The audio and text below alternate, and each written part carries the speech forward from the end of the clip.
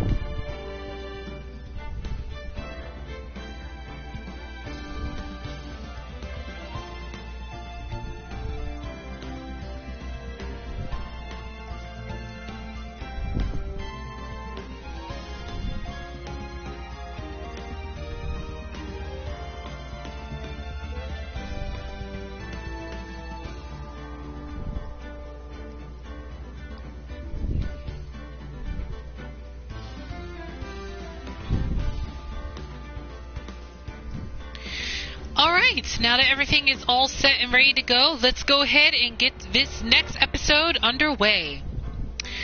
Good evening, everybody. This is Xenoknight XC6 here, and welcome back to my Let's Play series of the Phoenix Wright Ace Attorney Trilogy.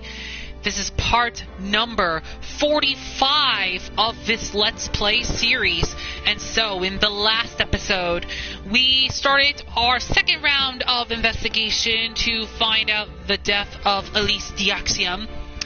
And we found quite a bit of evidence, but we also noticed that the Sacred Cavern is guarded by the Psyche Locks.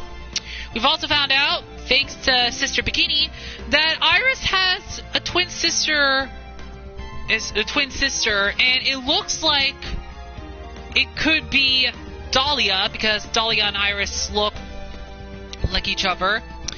And we also found out that Morgan Fay had more than one daughter.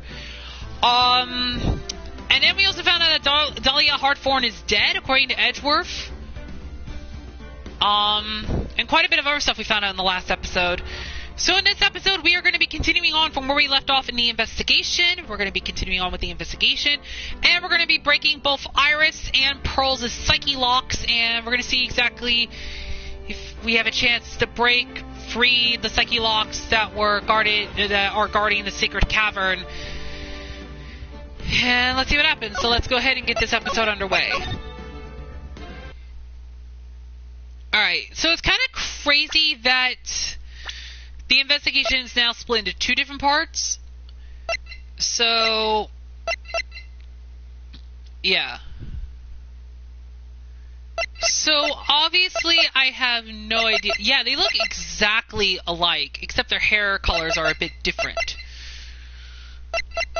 And we also found out in the last episode that Elise Diaxiom's real name is Misty Fey, who is none other than Maya's mother. Alright, so there's a lot to do a little bit here, but we still have a bit of things we have to do. I think the first thing we're going to do is head... Oh my goodness, where do we have to go from here?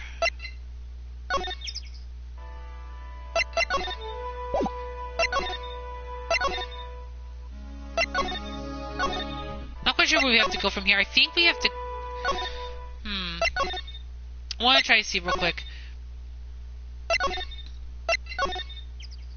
Oh, we have to go back here. Okay. February 9th, Heavenly Hall. I was expecting Larry and Pearls to be here. I guess they must have gone to collect firewood. I suppose I'll have to check back later. Okay, so they're both gone right now. But where do we go from here at this point? These steps lead up to the foot of Dusky Bridge. Coming down is a snitch, but going back up doesn't look like a walk in the park.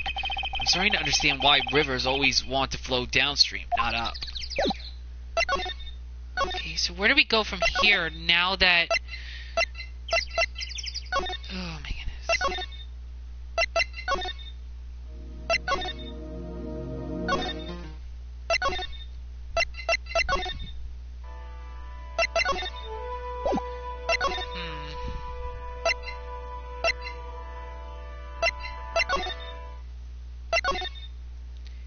Yeah, I'm kind of lost of where we need to go now at this point.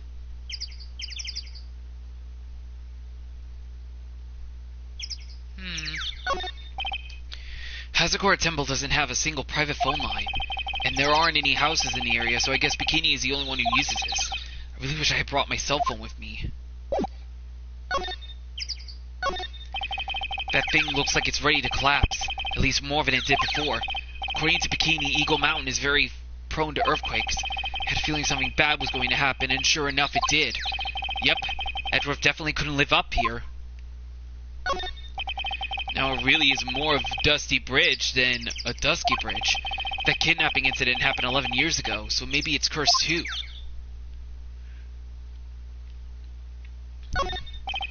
There's a narrow path going off in a different direction than that of the main hall. Looks like someone's taken the effort to write to Heavenly Hall on the signpost. Looks like it's about 20 yards to that cliff over there, but I can't see the inner temple from here. I really hope Maya's okay. Okay.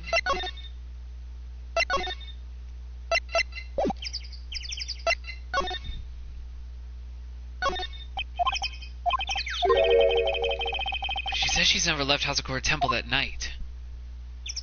That's still kind of suspicious.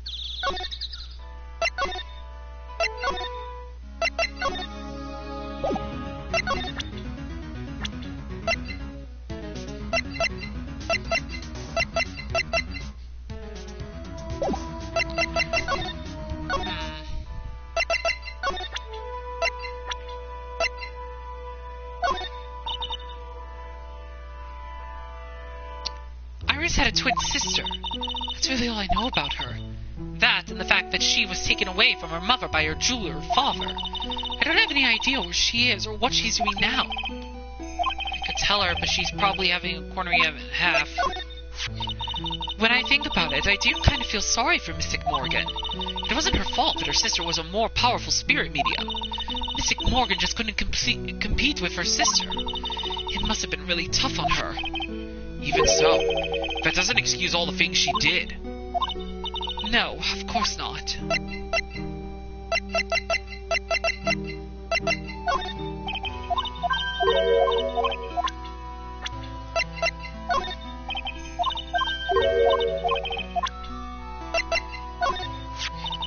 This crystal sphere, it's not from a demon warding hood, but I would guess it serves a similar purpose.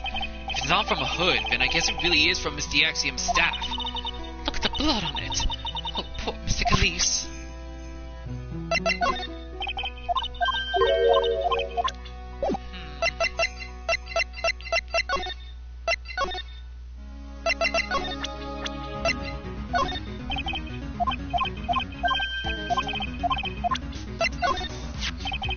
I've seen this lady someplace before. Isn't she that jaw-droppingly large strawberry dessert woman? Oh yeah, she's Pearlface's mother, right? That's right. She was involved in an incident in Green Village last year, wasn't she? Hey, she was the one who did it. Why doesn't he think his whole thought through before opening his mouth? Yeah, that was one ugly case, huh, pal? Was? I don't know. The more we look at this case, the more I feel like that one never ended. She's locked up safe in solitary confinement at the detention center, though. At least we can rule her out of this case. Are we sure about that?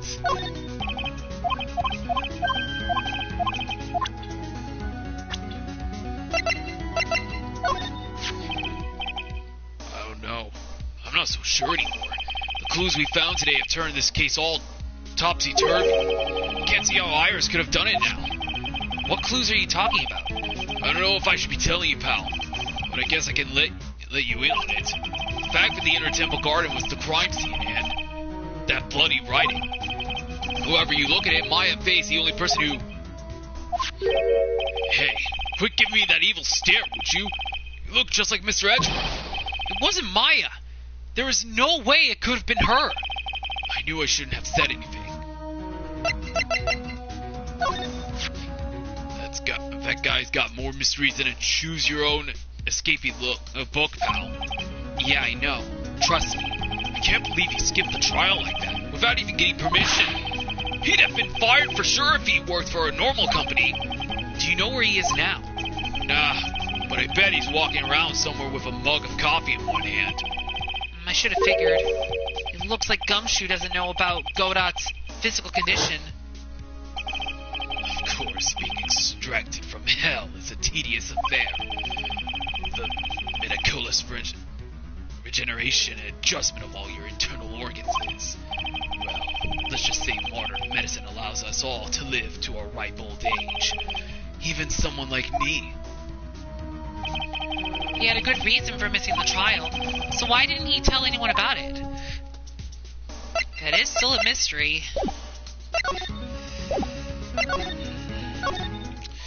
Where do we go from here, though? That's the thing. Unless we're able to break Iris' psyche locks, but we can't. Because I don't think we have all the evidence that we need.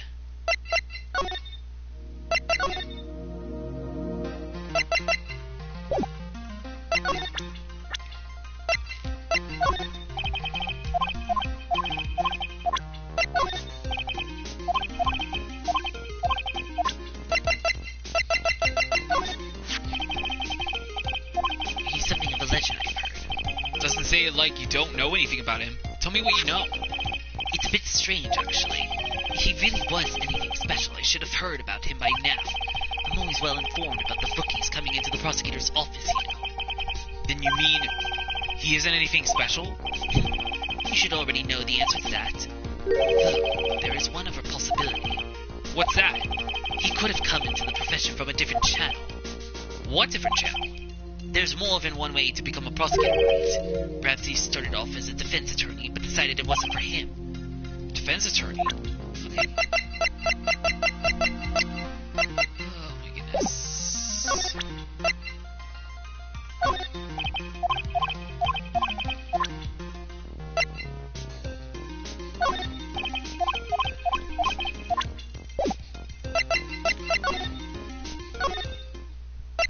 I'm just so lost a little bit here.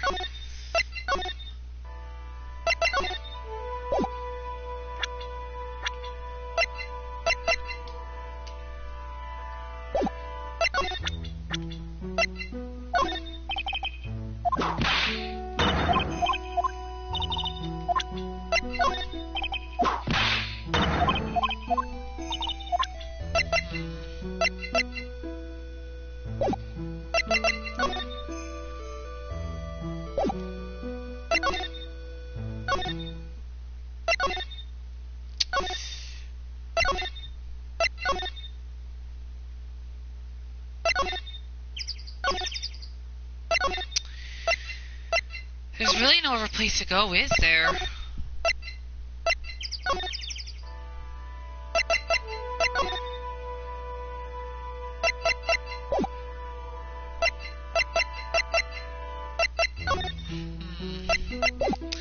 Kind of lost where we need to go now at this point.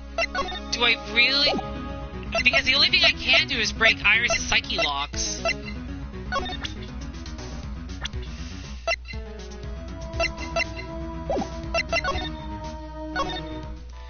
Because, like, I can't go anywhere, even kind of see if we can get any information about the DLC incident again, unless we maybe talk with Edgeworth, probably.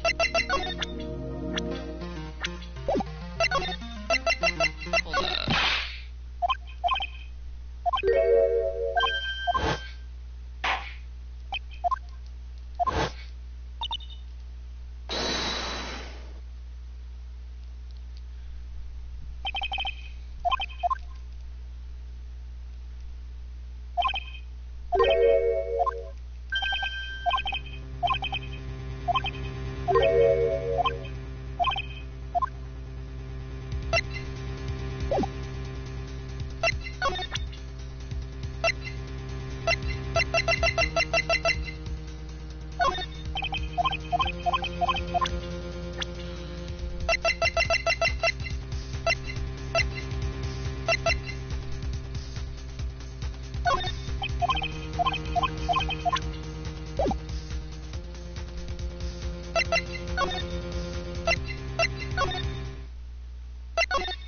I think we have no choice but to try to break Iris' psyche locks.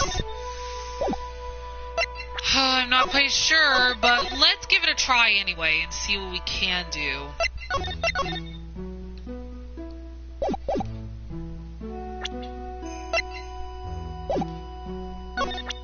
Take that! Let's see how far we'll go, and we'll see exactly what we can do. Because there's only 3. The night of the crime. I think it's time you told the truth about what you were doing on that night. You said you were in your room at Hazakura Temple the entire time. Do you still claim that to be the truth? Yes, that's where I was. Iris, I believe you're innocent. That's why I want to believe what you're telling me too. But I can't. Because this person saw you somewhere else on the night of the murder. Take that! I'm talking about Sister Bikini, of course. Sister Bikini?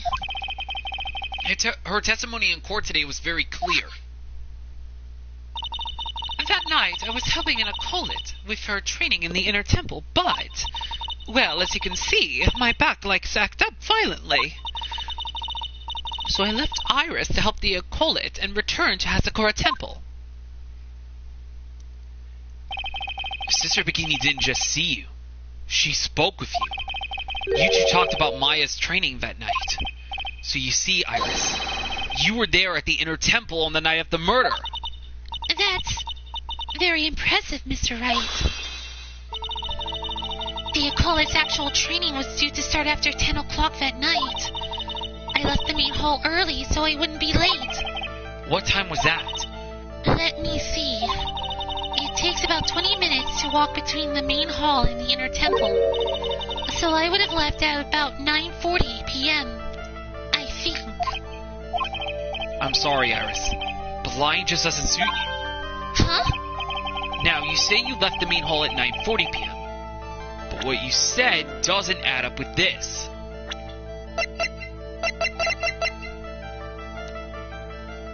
It has to be her testimony. Take that! You yourself testified to the contrary. Don't you remember? You said you rang the lights out bell at 10 o'clock that night. Plus, only moments before you rang that bell, you were seen at the main hall by the most reliable witness I have. Who's that? Me. Mr. Wright. We even spoke a little that evening. That's when you gave me this. Surely you haven't forgotten. No, that's right. I remember. And that brings us to another puzzling fact, Iris. At 10 o'clock on the night of the murder, you were seen in 2 different places at the same time. It's time you told me exactly what's been going on, Iris. So far, I've managed to prove 2 things. First, on the night of the incident, you were at the inner temple.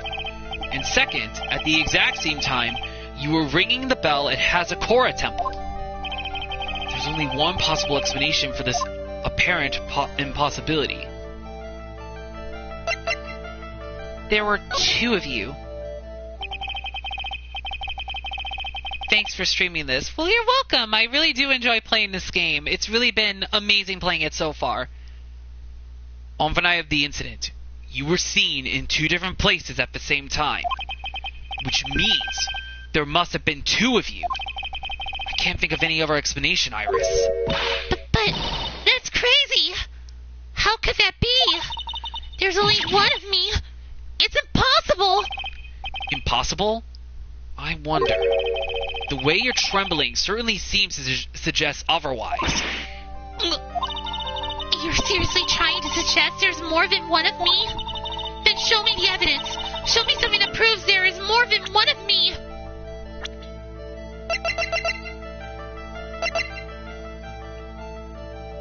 Take that! I have a firm grasp of the situation now, Iris. You have a sister, don't you? A twin sister, perhaps. That's right. Dahlia Hartthorne. A woman I know only too well. I had no idea you knew of her.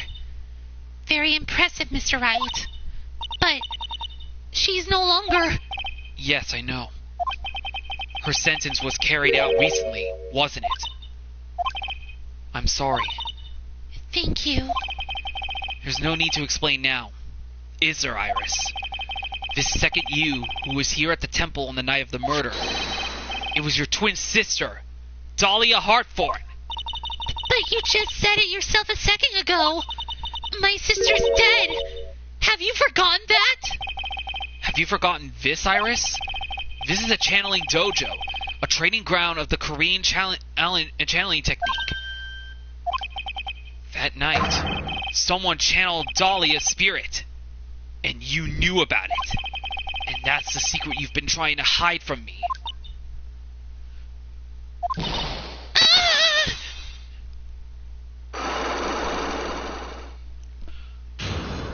Oh my gosh. So that explains it.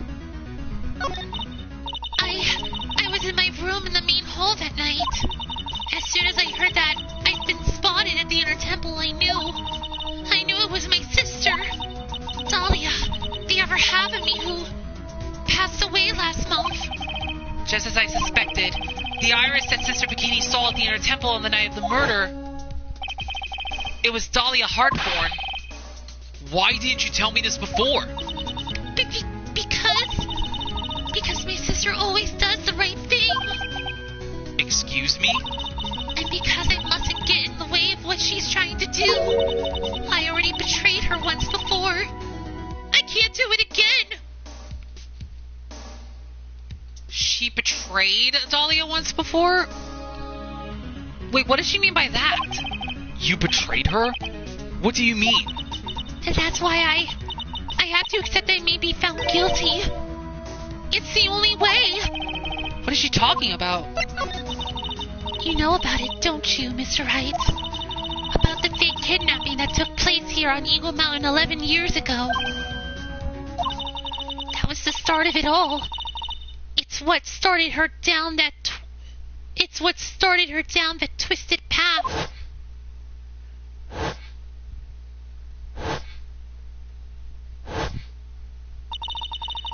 She started to commit crime after crime. In the end, she lost her life. It's all because I betrayed her. How did you betray her, Iris? It was no coincidence that Eagle Mountain is where the exchange was to take place. After all, I helped plan the whole thing. What? But I got scared, so I ran away. What are you talking about? Why would you help her? Stealing $2 million from your own father. That's awful. But I promised that I'd help. And she didn't do it for the money. Huh? It was revenge on our father. Revenge? What do you mean by revenge? He was a hideous man. He threw our mother away and then sent her to hell. Her mother? She must be talking about Morgan Fay. Our mother was the eldest daughter of the main branch of the Fay family. The main family had a lot of influence in many business and political circles at the time. As the eldest daughter, our mother was set to inherit all of that as the next master. That's the reason our father married our mother in the first place. For power. But his plan backfired because our mother's sister took it all from her. She took over as the master of Kareen. That would be Misty Fay, Maya's mother. But before long, the credibility of the Kareen tradition hit rock bottom. The new master, Mystic Missy Fay, made a terrible mistake. Excuse me. It was during the investigation of the DL6 incident. After that happened, our father took me and my twin sister away, leaving our mother and our home behind. He hated the place. He said it was a hick dive, and that he had no reason to stay there. And that's when you came here to Hasakura Temple? Yes. The woman my father took as his next wife already had a daughter, Valerie. I had no place in his new family, you see. Oh. And I haven't seen my mother once since then. Having the master's seat stolen from her, and being rejected by her own family. I've heard she's been very battered, spiritually and emotionally. I think I'm finally beginning to see how the pieces fit together. I have asked her everything I can in my capacity as a prosecutor. This incident, everything related to it goes back to the history of the Fay clan. That's what it looks like. Iris, there's just one more thing I want you to tell me. What is it? During the incident in which your sister Dahlia Hardthorn poisoned a lawyer, she began a relationship with a certain college student in order to hide the evidence. That college student, have you heard anything about him? Well, I did hear one thing. She said she hated his guts. I see. Thank you for your help. You're welcome. Hurry up, Phoenix Wright. There's still much to investigate. Leave these logs to me. I'll open them for you. I promise.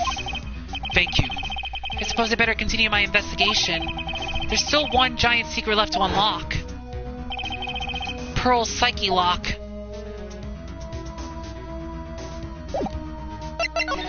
Are we getting close to the end of the investigation? Okay. So it looks like...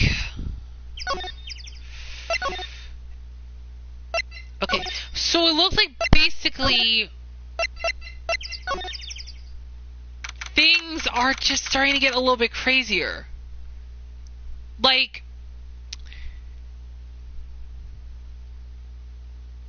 the reason why Iris and Dahlia's father married Morgan was because of power, basically. And it kind of looks like his plan backfired when Misty Fay became the master of the Korean channeling technique. So it's starting to kind of add up a little bit, but I'm not sure what's going to happen now. But now it's time to break Pearl's Psyche Locks, and I think we'll be done with the investigation.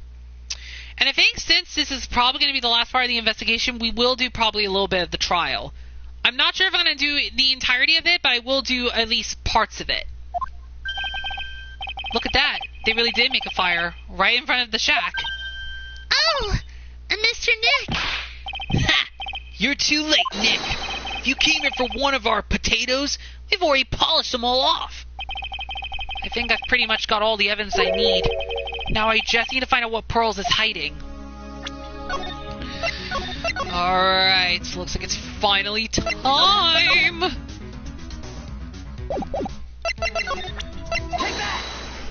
It's time to finally break Pearl's Psyche Locks.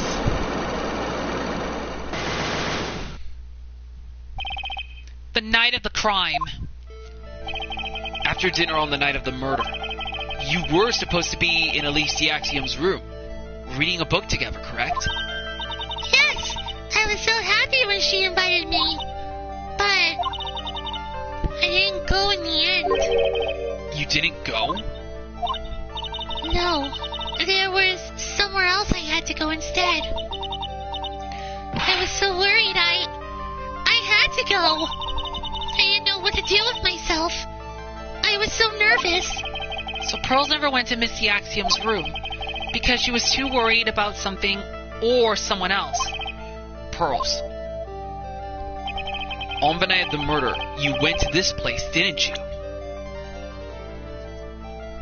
Take that! You went here, didn't you, Pearls? Looks like she's still not going to open up to me. This is where you went because you were so worried, right? Then the next question is, who or what were you so worried about? Now, I'm going to take a guess and you can tell me if I'm right or wrong, okay? You mean you know? If I'm right, will you tell me the whole truth? Okay.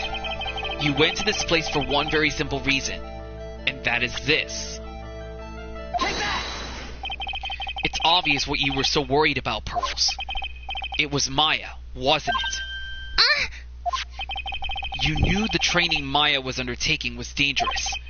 After all, it was a special course. I signed up for your special course. Well, my. Quite brave of you considering how cold it is. Young people can be so reckless with their health. Don't blame me if you become one with those you channel. Sister Bikini scared you with what she said, didn't she? And because it was you who introduced Hasakura Temple to Maya in the first place, you felt responsible, didn't you? Thinking about what could happen to Mystic Maya made me more and more worried. I couldn't sit still at all. That's why I decided to go and find out how she was doing at the Inner Temple. Then we're clear now that you went to the Inner Temple that night, Pearls. What's not clear is what happened after that. Ugh. About what time was it when you headed over to the Inner Temple? It was probably around 9:30 when I left the main hall. I heard the real training was supposed to start at 10. I wanted to get there before it started, but there was so much snow, so I didn't get there until after 10 o'clock. Until after 10? How'd you know what time it was? Because I heard the bell ringing for lights out. She heard the lights out bell. The Hasakura Temple bell's pretty small, though, isn't it? You must have really good hearing. I was really trying to pick up the sound of that bell. That's all. I didn't want to miss it. That would be terrible. She was trying to hear the bell. Tell me, Pearls, why were you so worried about hearing that bell? Huh? Oh, I think I know why. The reason you were so worried about that bell was because of this.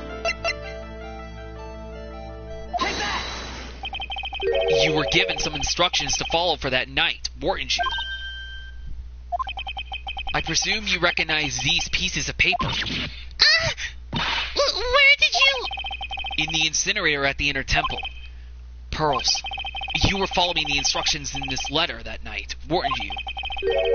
That's why you couldn't afford to miss the sound of the lights out bell. I'm speechless, Mr. Nick. You're amazing. These instructions that were found in the incinerator, I believe they were written for you, Pearls. For me? No. As you can see, a large portion has been burnt out, but the last section is still fairly legible. As soon as you hear the lights out bell, you must channel her spirit. Who was it, Pearls? Whose spirit were you supposed to be channeling? Taking into account the offer of the note and her purpose for writing it, whose spirit would Pearls have been trying to channel? Don't overthink it, Phoenix. It's pretty obvious who Pearls was supposed to channel.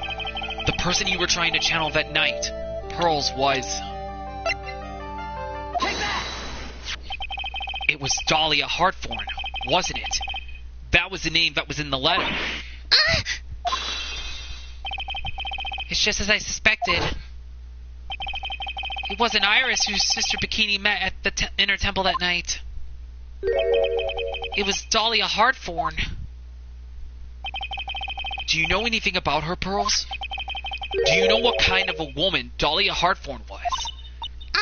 No. I've never heard of anyone by that name before reading those instructions.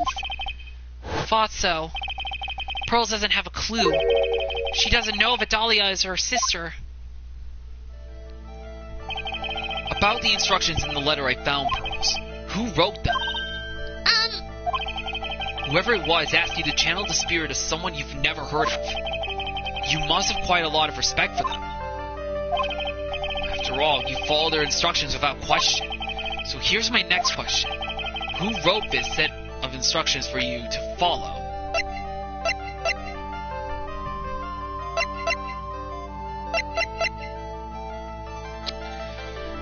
Now it's figuring out who wrote it. Was it Iris? Take that!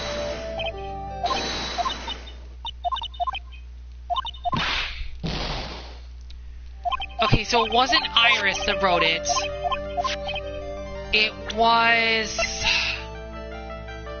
Elise? Take that! No. So it wasn't Elise, and it wasn't Iris. Please don't tell me it was Morgan. Take that! It was Morgan? Are you serious? How? How is Morgan? Let's just read this and find out. Pearls, I have to wonder about something. You didn't have any idea what these instructions meant, did you? But, But you followed them to the letter regardless. Why? Because it was your own mother who asked you. That's why. how did you... I figured it out. But the person who wrote you this letter was your own mother, Morgan Vey. Alright, Pearls. It's time you started telling me the truth. Mr. Nick, I... Why is she holding back from me? I don't like this. Don't underestimate me. Just because I'm a child. Huh? You're trying to say I follow these instructions. I like to see some proof. What? Because I don't think you have any. She'd say anything rather than admit to carrying out those instructions. Guess I'll have to produce some more evidence then. One more thing should do it. Alright, Pearls.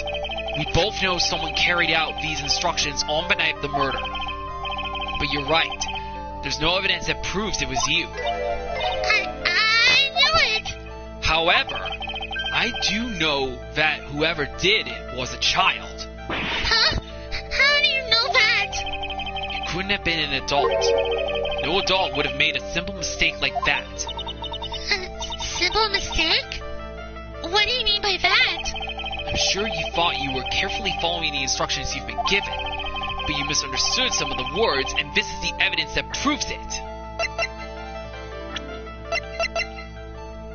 Take that!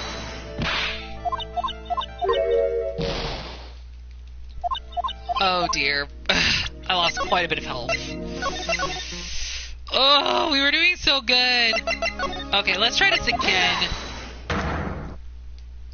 And I've lost quite a bit of health, so it's best for me to reload the game, basically.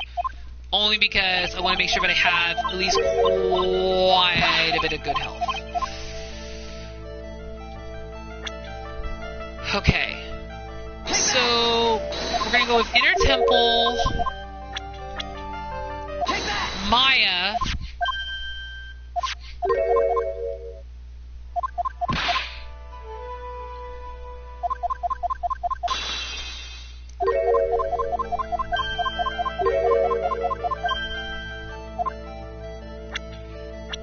the burnt letter,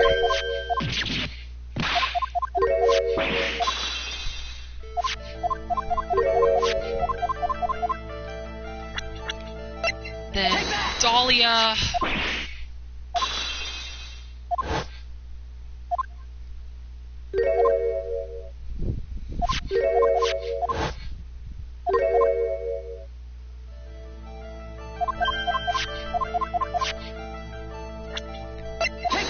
Oregon.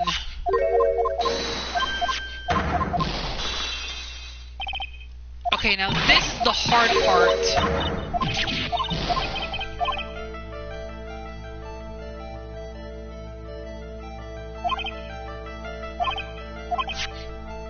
Both know someone carried out these instructions on the night of the murder, but you're right, there's no evidence that proves it. However, I do know that whoever did it was a child. It couldn't have been an adult, so all the adults are crossed out. But you misunderstood some of the words, and this is the evidence that proves it.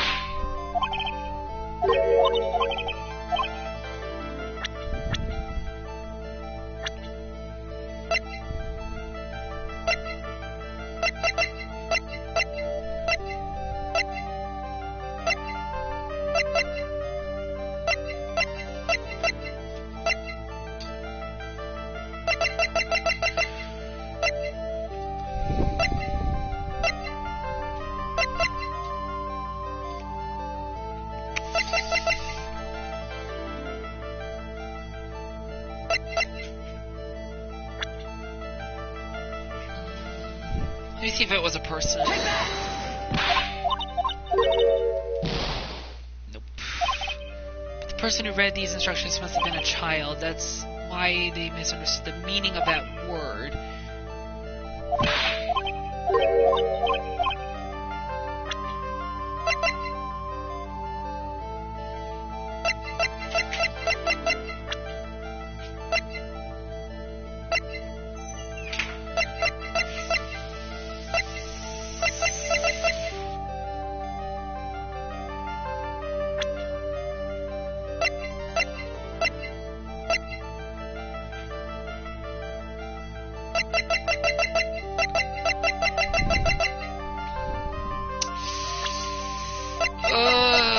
What is it that could prove it? We misunderstood some of the words, and this is the evidence that proves it.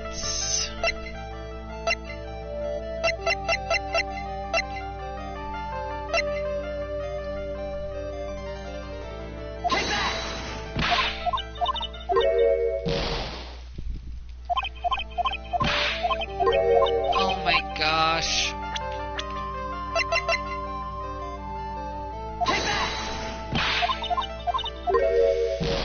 Okay, I'm having a tough time with this one.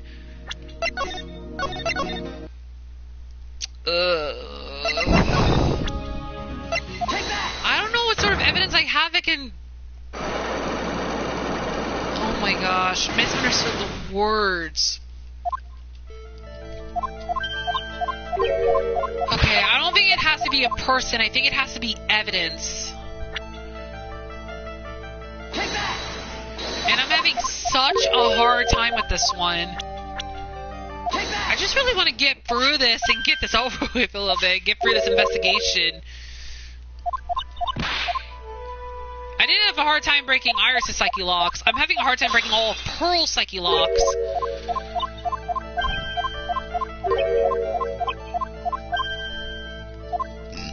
Excuse me. And it wasn't Larry's sketch that was part of it, so I guess Larry's sketch couldn't be the thing. Okay, so...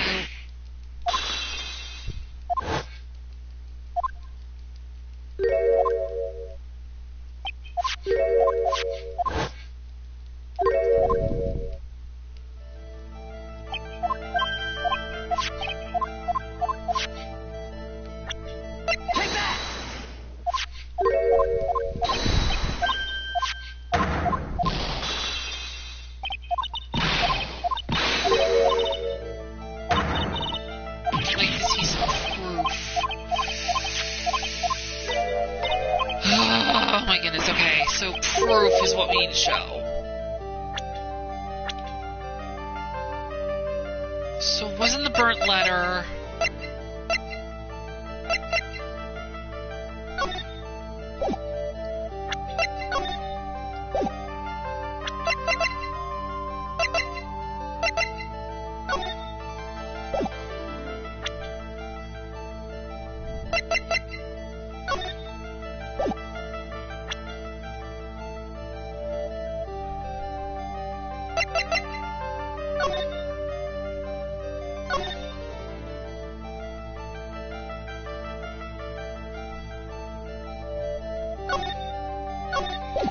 Picture of her.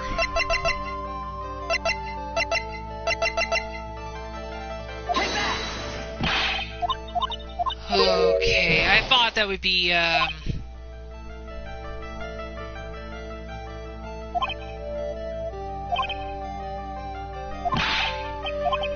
person that...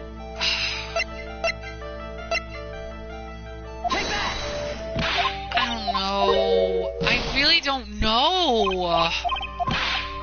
Simple mistake.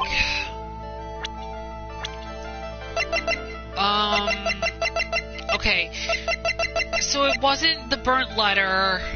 It wasn't Larry's sketch. It's not this. I don't think it's that.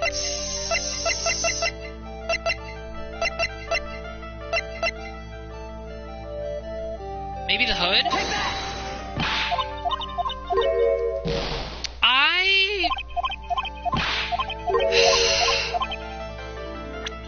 What the hell was the simple mistake?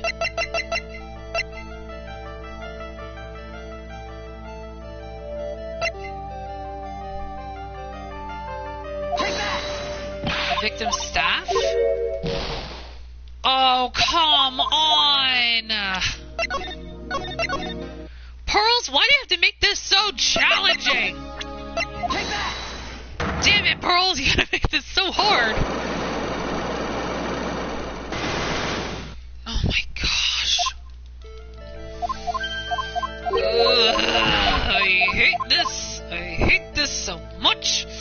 This is just... Ugh. Okay.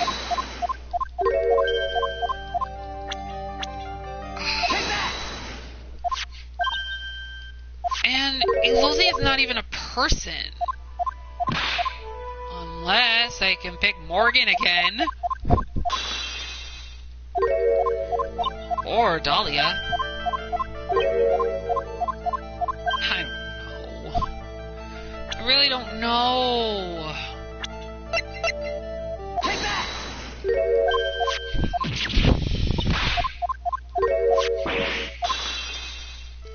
Okay. I mean, I wish they could let me save so I can use it as a save point instead of having to go back all the way here.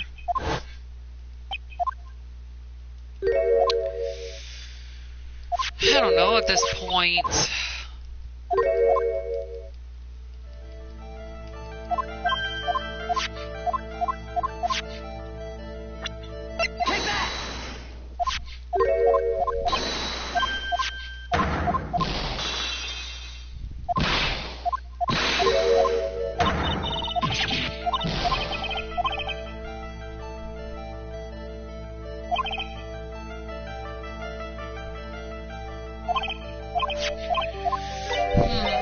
I wonder if it has to be the crystal sphere. Let's try this. Crystal sphere. No? Okay.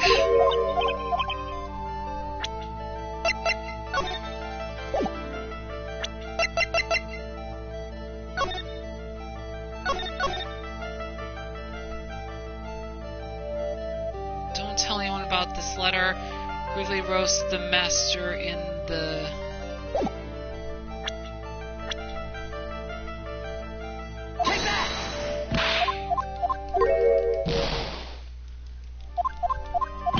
Wait a minute. What if it's the hanging scroll? It was the hanging scroll! Oh my goodness! was. Okay, I was lost. I was kind of thinking back and forth a little bit. I'm like, wait a minute. What if it's the hanging scroll? Oh, that's right, because it was covered in gravy. Okay. It was you who splattered gravy on this hanging scroll, wasn't it? What? Why would I do something like... Do you remember what was written in that letter? Bravely roast the master in the fires of Hades and bring our vengeance to fruition. But you didn't know how to read the words gravely and roast among others, right? How do you know that? Remember the conversation you had with Miss Axiom on the night of the murder? Perhaps we can read some books together. Really? I'd love to. I'm not very good at reading. Well then, would you like to practice reading with me?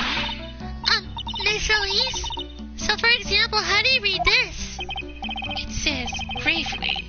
That's kind of a tough word.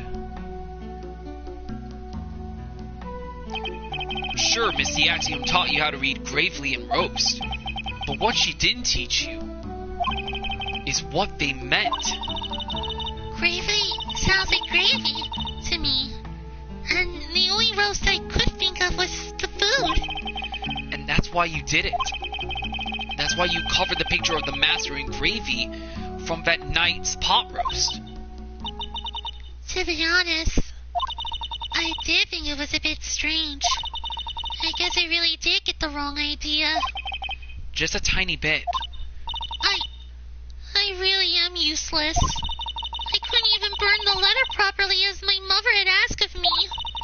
Such a simple thing, and I couldn't even do it right. Dear. Well, we broke the psyche locks, and we almost got almost all of our health back. The night of the crime. After dinner that night, I did go to the inner temple with a pot full of leftover gravy. The gravy? I saw the picture on the hanging scroll near the secret cavern. I was sure it was the Master of Korean like it said in the letter. I see. And then? Well, it was already way past 10 when I got there because of all the snow. So I went to the inner temple guest area. The guest area? Yes, I thought I could wait there until the training was over. Why didn't you just go to the training hall? Because Miss Maya's main training had already started and I couldn't interrupt it. So I just stayed where I was and prayed for her to get through it. But then Pearls, did you fall asleep? I'm sorry. I didn't mean to. I just couldn't help it. Hey, don't worry about it, Pearl. Who cares if you fell asleep? I fell asleep waiting for Iris, too. It happens. Anyway, then you found yourself trapped at the inner temple. Yes. When I woke up, it was morning. I tried not to cry, but Dusky Bridge wasn't there anymore, and there was no one in the training hall. I thought everyone had left me because I overslept. I threw the letter into the incinerator. Then I heated up the leftover gravy and... let off some steam by chucking the gravy on the scroll while you cried.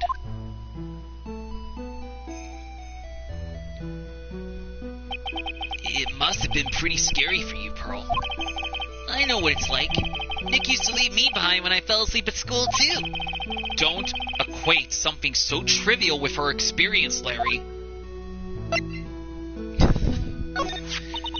It was written right in my mother's letter. It said, as soon as you hear the lights out bell, you must channel her spirit. I was on my way over to the inner temple when I heard the bell ring.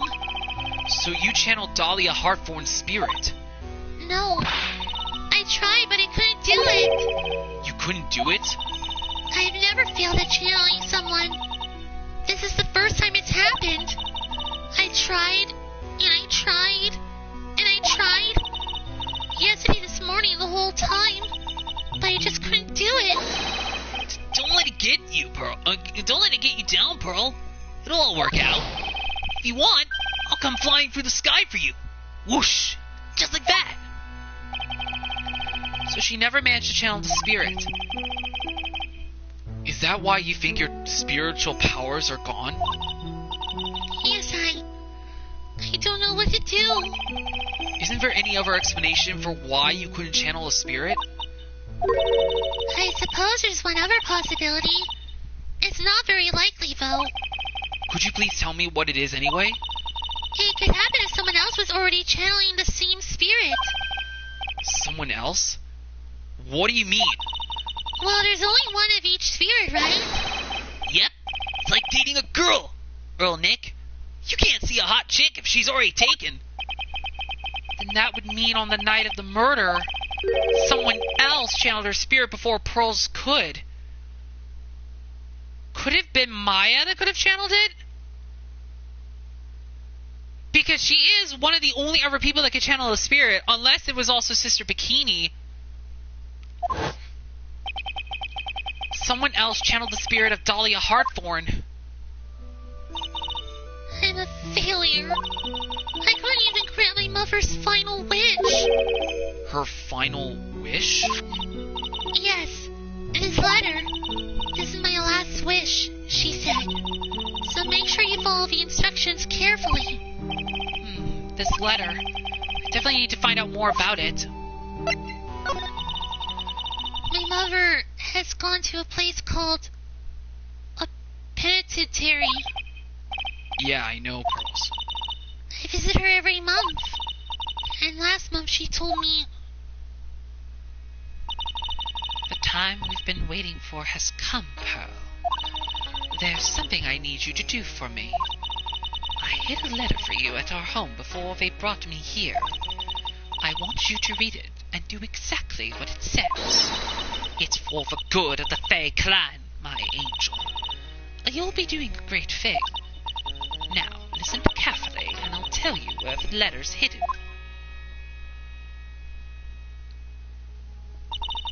My mother is always nice to me. I love her very much. Yeah, moms will do anything for their kids, right? She said it was for the good of the Fae clan, so I knew I had to help her. I mean, Mrs. Maya's part of the Fae clan, so it had to be good for her too. That's right. Isn't it, Mr. Nick? I guess so, yeah. There was a picture with her letter too. A picture? Of Miss Dahlia Hartthorn. Usually a picture is enough to channel someone's spirit, but this time... Pretty weird, huh? Like Larry knows anything about this stuff. There's something else that was strange about my mother's letter. The seal on it was broken, as if someone had already opened it once before. That sure is pretty strange. Someone had opened it already. Burnt letter. Orders from Morgan Faye opened once before. Thanks, Pearls. You really helped me out. You're very welcome. My mother is watching over us, so I'm sure Miss Maya will be all right. Look at that innocent smile on her face. What am I supposed to say to her? Huh? Uh-oh! Wait, finally figured it out? Uh-oh! Oh, I guess we're finally getting some answers! Finally figured it out, have you, Trite? You finally realize how terrible of a crime being painfully obvious is. Godot! The entrance to the sacred cavern looks like a freaking puzzle workshop. I guess he's talking about Iris and the lock-breaking effort. But it's all a waste of time. Why do you say that? Because Maya Faye isn't coming back. What? You don't know what you're talking about. How can you say something like that? It was your job to protect her, Trite. Just like it was your job to protect Mia Faye. Two sisters caught up in the worst circumstances. I realize that, but... And you were the only one who was by their side. You were the only one who could have saved them. But I didn't know anything about what was going on. Ha! What did I just say, Trite? Being oblivious is a heinous crime in itself. Tomorrow. We'll settle everything in court tomorrow. Once and for all. Mr. Nick? Is what that man just said true? It'll be alright, Pearls. I'm sure Maya's alive. You'll see for yourself tomorrow. Yeah, that's right. I know I can trust you, Mr. Nick.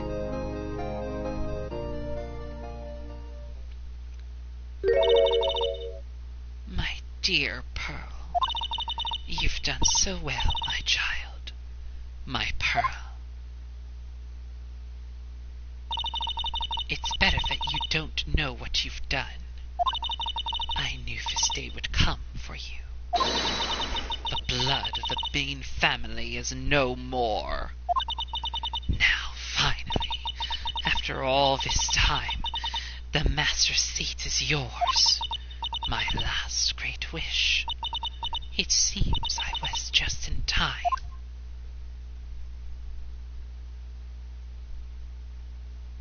Uh-oh.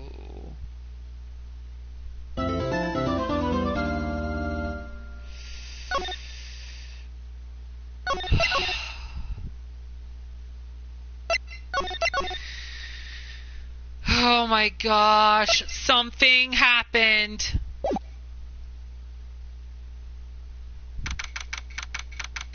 Alright. I know I don't normally do the trial until the next episode, but we're going to do a little bit of the trial just to kind of see if we can get a little more info of what's going on. February 10th, 9:39 a.m., District Court Defendant Lobby number 1. Good morning.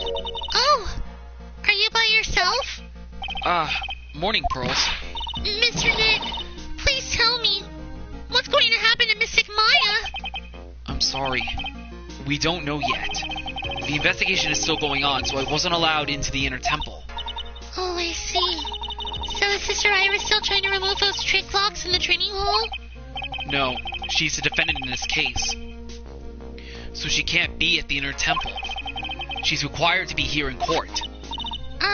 Then how come she's not here in the defendant's lobby? I have to admit, it's kind of strange. If you're looking for Iris, she's in the prosecutor's lobby. It's Edgeworth. Uh-oh. Edgeworth? What's Iris doing over there? She's going over today's testimony with the prosecutor as we speak. Today's testimony?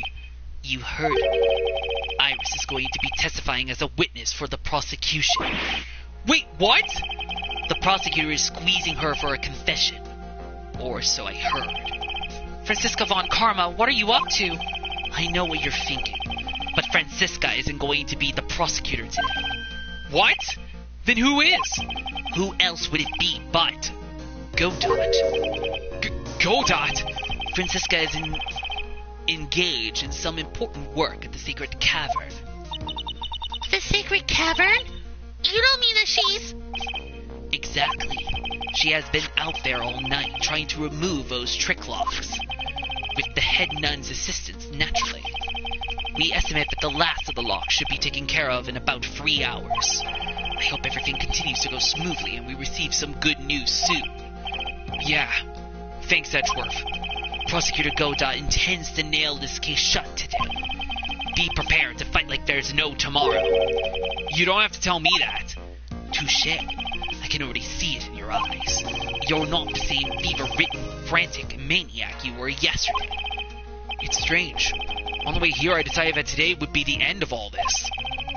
Almost immediately after I made that decision, I felt myself getting stronger. Interesting.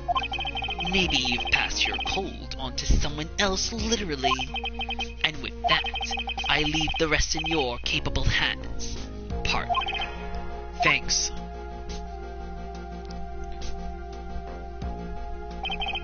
I still don't have answers for most of the riddles plaguing this case.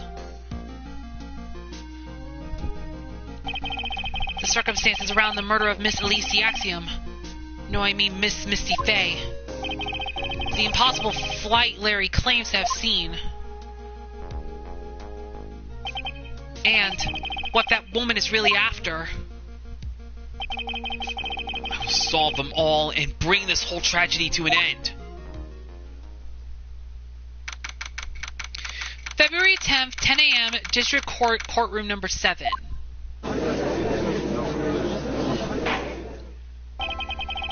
Oh, it's our judge. Court is now in session for the trial of Iris of Hasakura Temple. Your Honor, what are you... Me? Well, my little brother came to visit me in my chambers earlier this morning. All of a sudden, in the blink of an eye, he developed a scorching fever and fainted. Therefore, I'll be standing in for him. I see, Your Honor. So they're brothers. That explains a lot. My poor brother. He looked a bit pale. Not to mention sad that he couldn't be here.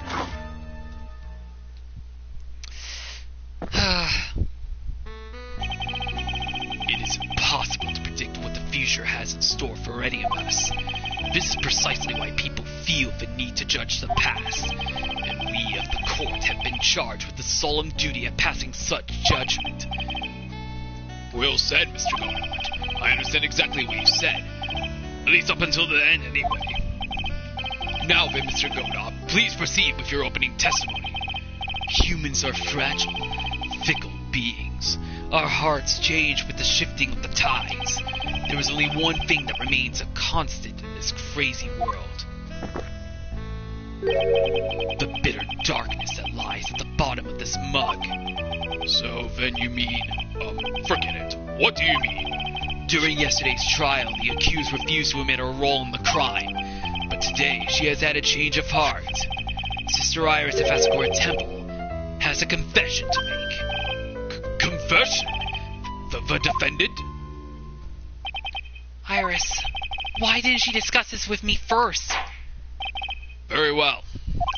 This court will now hear the defendant's confession.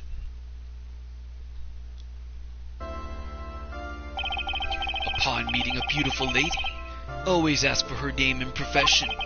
That's one of my rules. My name is Iris. I am but a simple nun undergoing training at Hasakura Temple. Witness, is there something that you want to confess to? Yes, but first, I want to apologize to Mr. Wright. I can't continue lying to everyone anymore.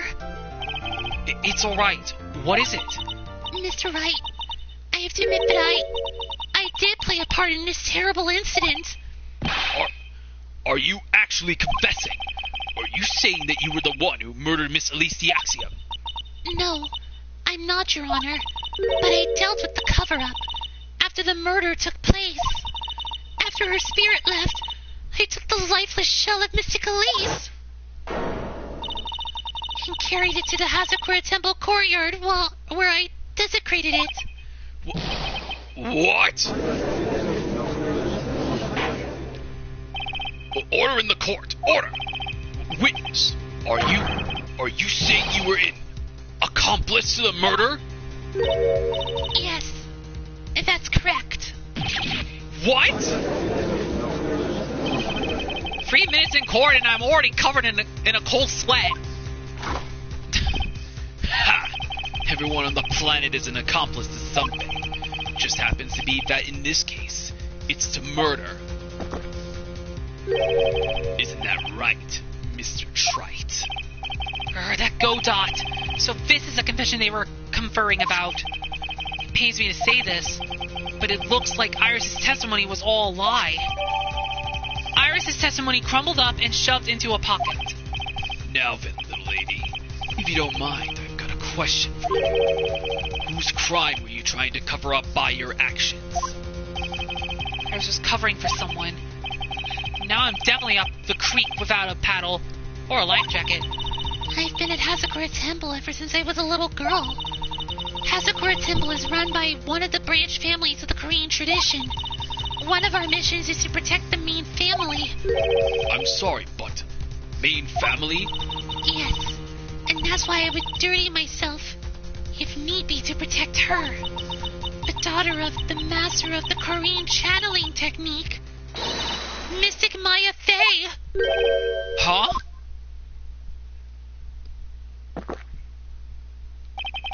Wake up and smell the coffee, Trite. She's naming Maya? Order in the court. So not only did you witness the murder, you know the name of the murderer? I'm terribly sorry, but it's true. I saw her commit the crime with my own very eyes. And then I cleaned up the area to try to protect her. Objection! That's ridiculous! Maya can never do such a... The defense will refrain from commenting until the appropriate time. Now, witness, let's hear your testimony. What exactly happened on the night of the crime? Yes, Your Honor. I thought I was prepared for the unexpected, but I never imagined the case would wind up going in this direction. The real murderer. Oh dear, this is not going to be good. So now Maya is once again being a possible suspect for a murder. Oh my goodness gracious. Haven't we already went through like 2 episodes, I think it was? 2 episodes, I think. I think first it was with her sister Mayave, I believe it was. And then during the one in Korean Village. Now we're going for this again, but this time in this one. Oh my goodness. But let's hear what Iris has to say first. I went to the inner temple that night, and I saw it all happen in the garden. I saw Mystic Elise strike Mystic Maya with her staff. While Mystic Maya was still stumbling, Mystic Elise moved in to deliver a fatal strike. Mystic Maya tried desperately to defend herself and stole the weapon. It was only in self-defense. You can't blame her for it. So it was in self-defense? Yes. Mystic Elise was the one who attacked first.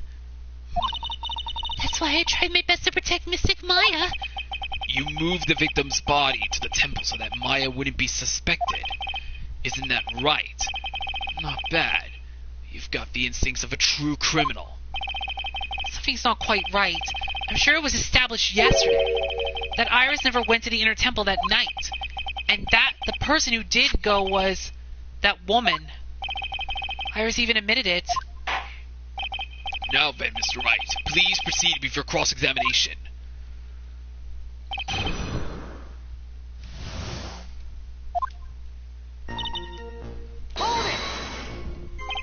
Sister Iris, your testimony has changed quite a bit since yesterday. You stated yesterday that on the night of the murder, you didn't go to the inner temple. Objection! Did she now? Too bad for you. What she said yesterday doesn't mean much today. By the way, where were you when she claimed that she didn't go? It was in the inner temple's training hall. A private conversation between the two of you does not constitute testimony. That would be properly described as hearsay. What do you have to say, witness? I just couldn't tell him the truth at that time. Mystic Maya, she's your girlfriend, isn't she? I didn't want to be the one to break it to you that I saw her commit murder. There. We all understand how difficult this is for you. Now then, let's continue with the testimony. What did you witness in the temple garden? Well, Your Honor. You're saying that the victim attacked Maya. I mean Miss Faye. Yes. It was a truly frightening scene. Mystic Maya was struck hard on the head and looked like she was going to collapse. What were you doing at the time? Why didn't you stop them from fighting? I'm terribly sorry, Mr. Wright. I was frightened. I couldn't move. I couldn't even speak. I was in such shock. That's perfectly understandable, my dear. This doesn't sound right. I don't believe this testimony for a minute. What happened after that? She moved in to deliver a fatal strike? Yes, I'm sure of it. She threw down her staff and reached into her robe for a weapon. Wait a minute. What was this weapon? It was some kind of dagger. A dagger, huh? And Elise the Axiom tried to stab her with this weapon? To kill Miss Faye? Yes, exactly. Ha! You look like I did after I mistakenly took a swig of War Center Shine sauce. Do you have a problem with the testimony we're hearing from your client, lawyer boy? Do we have a problem with Iris' testimony? Let's just wait a second until we get to Let's just wait till we get to the end and hear what everything else is saying. And then...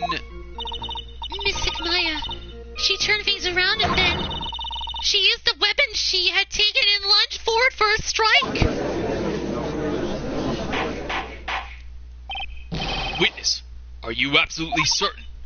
Yes. Believe me, she had no choice. Mystic Maya hadn't done something. Mayafe's name would have been written on this autopsy report instead. Yes, I see. This is bad. I still can't put the pieces together. Unless I find a contradiction in her testimony, Maya's going to get blamed for this. I only have this to say. So you're saying Mayave was the one who stabbed Miss Elise the Axiom? Sister Iris, is that really what you saw? Yes. Objection! Trite. If your mug is filled with black and bitter suspicions, the only way to get rid of them is to drink them down quick. Like this! I know that's supposed to be a metaphor, but I don't get it. There's only one thing you need to get right. It's called evidence. Now hurry up, before my next cup gets cold. What does that mean? Is Godot waiting for me to point out the contradictions? I'd like to avoid the whole spirit channeling thing if I can. Not only would it be inadmissible as evidence, but I think it might actually hurt our standing with the judge. First, I need to pick her testimony apart and expose the unnatural sounding parts. I don't know why Iris would tell a story like this, but there are two things I noticed that just don't add up.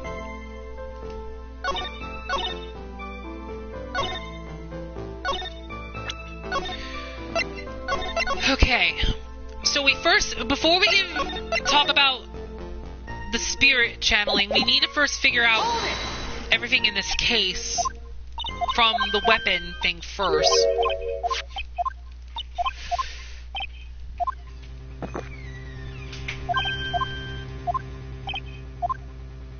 There is one thing. Your Honor, I have a small problem with the witness's testimony. You do? But this witness is your own client. Yes, well, nevertheless. That's fine. Witness, let's add your last statement to the testimony. Yes, sir. Hey, just a moment. It's my job to say that. Listen, Gramps, I won't say it again. Final judgment will be rendered by me. Ugh. Okay, now let's continue. She threw her staff away and pulled a dagger from inside her robe.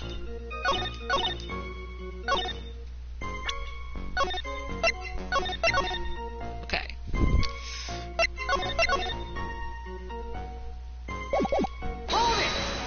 Easy. She threw her staff away? Mystic Elise was trying to kill Mystic Maya. I think that's why she wanted a more lethal weapon. It's true. It's not easy to inflict a deadly blow with a staff. Sister Iris, let me make sure I've got this straight. The victim herself chose to throw away her staff. Yes, that's what I saw. Is there anything odd about that, Mr. Wright? Yeah, it's alright. Mystic Elise attacked Mystic Maya with the dagger. I'm sure of this. But it wasn't the dagger, was it? Let me save again real quick before I kind of go with this.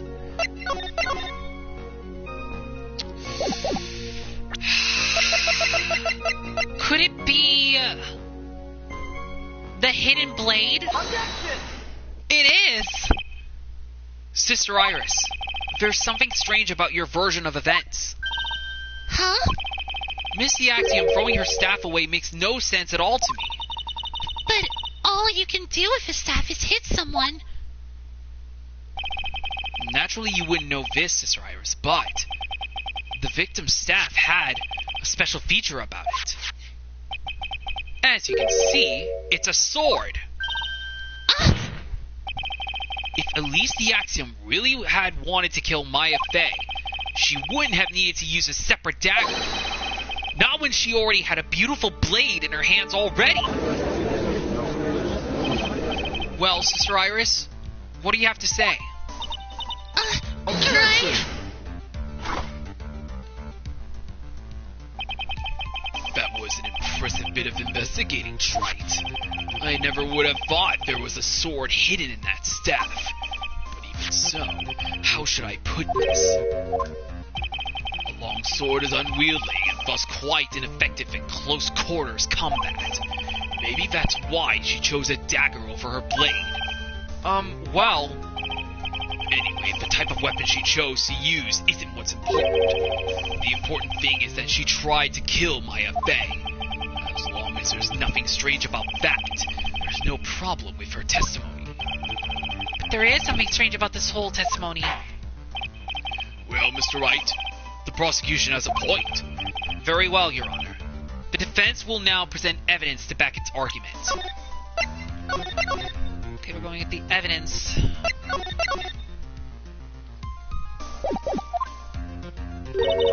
Mr. Wright?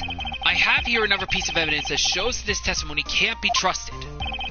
Because Miss Elysiaxiom would never attempt to take the life of Mayave. Take that!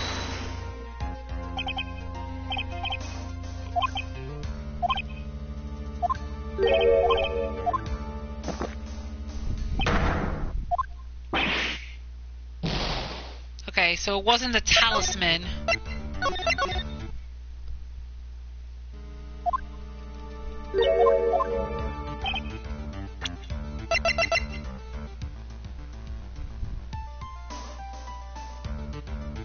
Take that!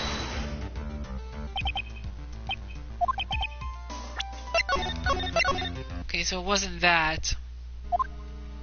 Another piece of evidence. Because Miss Elysiaxiom would never attempt to take the life of Mayave.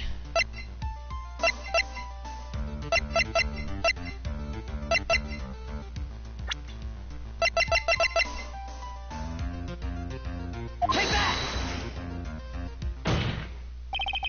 Elysiaxiom would never have attacked Mayave.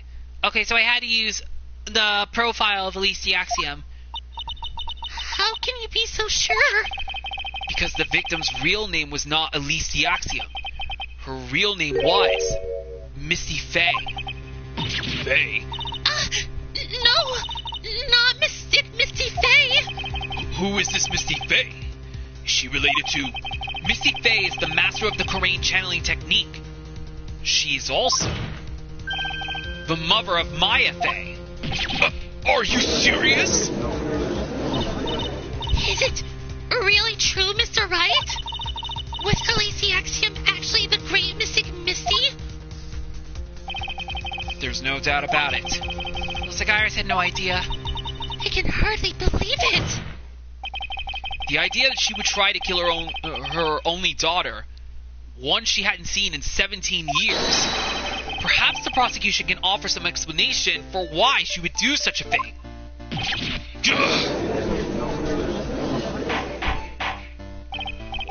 Order in the court. Upon first hearing the witness's testimony, it seemed natural enough. However, in light of some facts that have just been presented, 1, that the victim supposedly threw away a sword during a fight, and 2, that the two people battling to the death were mother and daughter, despite the facts being believable when taken on their own. When taken together, the entire story seems difficult to believe. Listen, there's nothing in this world that is impossible, except for one little thing. Yes, what is this one little impossible thing? Ha! You still don't get it. You think maybe my beans are under-roasted, but you have no idea, Gramps. Could you get to your point? I heard this witness confession this morning, just as I had taken the first sip of my 8th cup of morning coffee.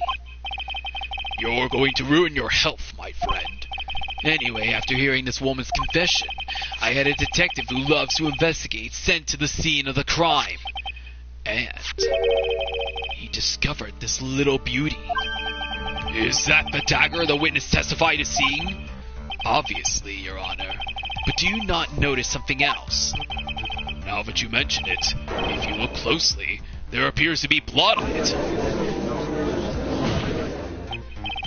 Where did you find that? I didn't see that when I investigated the crime scene. Did you investigate the pine tree at the crime scene? Huh? The pine tree? This dagger was stuck in the backside of the pine tree when the last blow was struck, ending the violent battle between the two women. This little baby was thrown in the direction of the back of the pine tree, which means the blood on this dagger belongs to the victim, correct? Ha! Were you even listening, old man?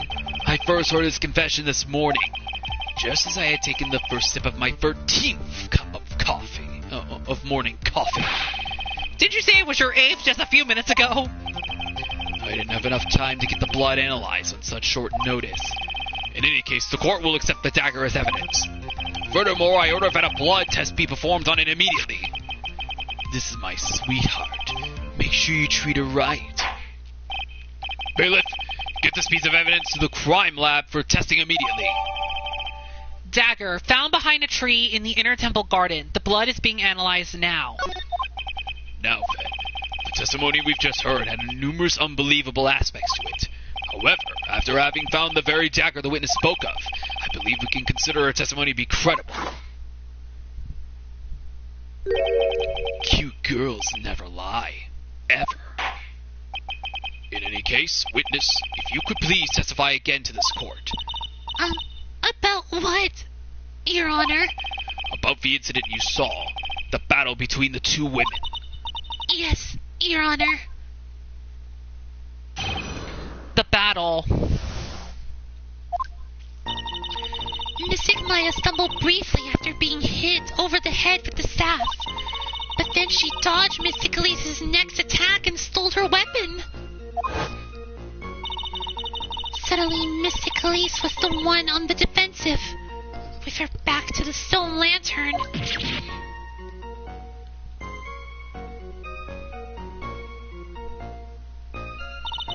That's when Mystic Maya stabbed Mystic Elise.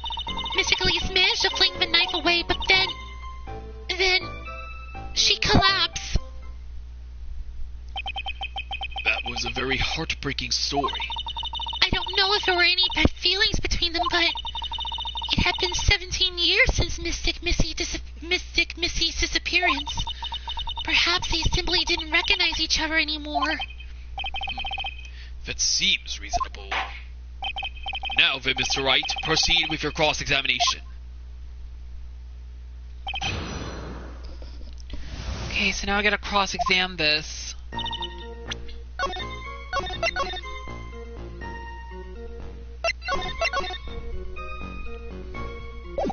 Hold it! Iris, where were you standing when you witnessed all this? What do you mean? Well, if either of them had noticed you, they might not have continued their battle. I wonder if that's true. The two of them. They were standing near the garden stone lantern. I was watching the whole thing from behind. It was dark where the two of them were, so I think that's why they didn't see me. So it was dark in the garden when the murder took place. Tell me, what did Miss Mayave do after she was struck? Hold it! What happened to the victim's staff then? I'm not sure. The area was very dark, so I really couldn't see. I think it got knocked away somewhere as the fight escalated. That makes sense. That would explain the need for the dagger. And Mystic Elise raised the dagger to strike, but Mystic Maya dodged it at the last second. The dagger struck the lantern and fell to the ground. And then at some point, Mystic Maya picked it up. Nothing sounds especially strange yet. What did the victim do when the weapon was stolen from her? Hold it! You're saying that Maya Fey turned the tables on the victim? Yes. But Mystic Maya wasn't herself at the time. After all, her life was in danger. I still can't believe it. The idea of Maya cornering someone at knife point is just silly. As they say, a cornered fox is more dangerous than a jackal. I believe the correct description of a cornered fox is scared and petrified. Your animal analogies have grown tiresome. You were the one who started it. Anyway, so after Mayave backed the victim into the stone lantern, what happened next? Hold it! Are you absolutely certain that's what you saw? Yes, I'm almost certain. Almost. The garden was dark. I couldn't really tell who was who. What did she just say? So in other words, it could have been someone else entirely. Objection! We know that Mayave was at the inner temple that night, and that the woman that was killed was Elise the Axiom. Isn't it fairly obvious who attacked who? I don't have anything to counter that yet. Well then, witness, please continue with your testimony. Yes, Your Honor.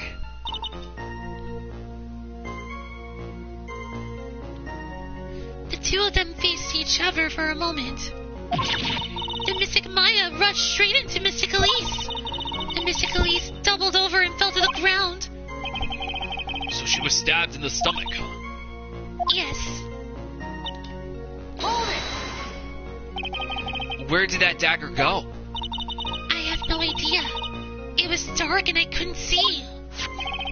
According to the detective who found the dagger, it was stuck into the pine tree in the garden. Most likely it was flung toward the tree after the struggle. That is the most likely explanation, yes. After being stabbed in the stomach, did the victim collapse right away? Now that I think of it, she seemed to stare at Mystic Maya for a while, and Mystic Maya stood there, not moving an inch. It felt for a moment like time had just stopped. But then, suddenly, as if the spell had worn off, Mystic Elise fell over. Seems like a reasonable story at first, but there's one thing that is completely impossible. The very idea of Maya stabbing someone.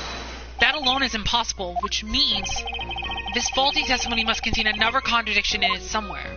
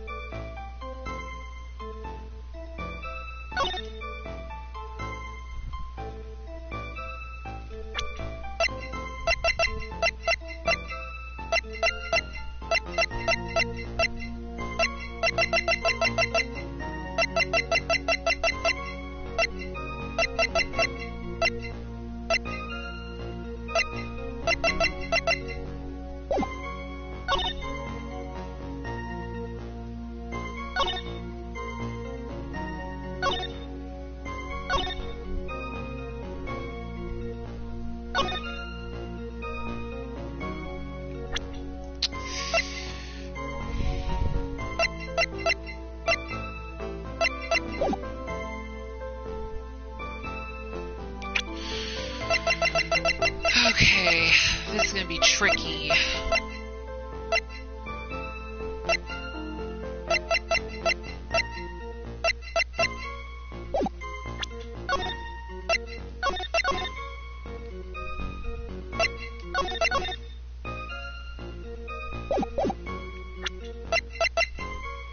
Objection!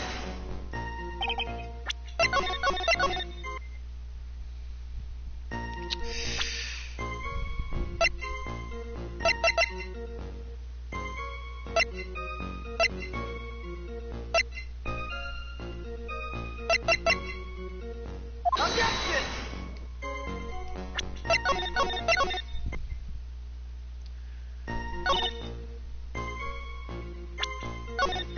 Then she collapsed.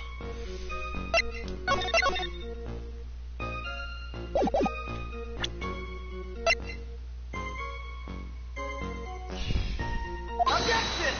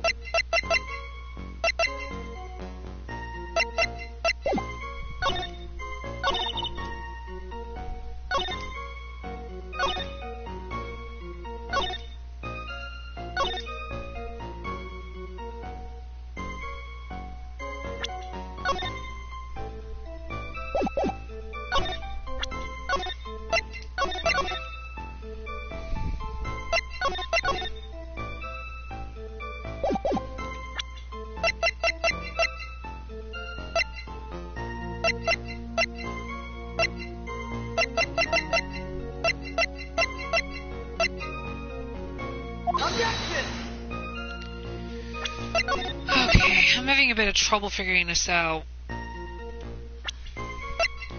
But it has to do something with Maya stabbing Mystic Elise. Objection!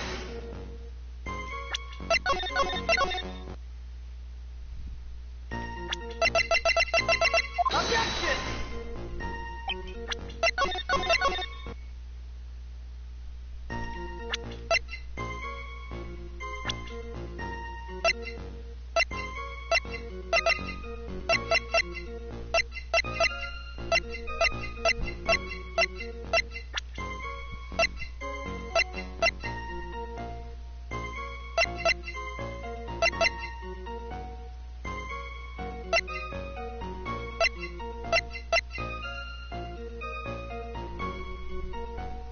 Objection! Oh, stabbed in the back. Okay, so it was the autopsy, okay. Something about you just isn't right today, Iris. Huh? Until now, I didn't think you were the type to make such a careless mistake. However, the testimony you just gave contains quite a few contradictions. What do you mean? What's so wrong about my testimony? According to you, Mayave stabbed the victim while she had her back to the stone lantern, correct? Yes, that's right. But in that case, the victim would have been stabbed in the stomach, right? Yes, I think so. But, according to the autopsy report, the cause of death was due to blood loss from a stab wound in her back. This proves that the victim was stabbed from behind, not from the front. Sister Iris, it appears another seed of doubt has sprouted from your testimony.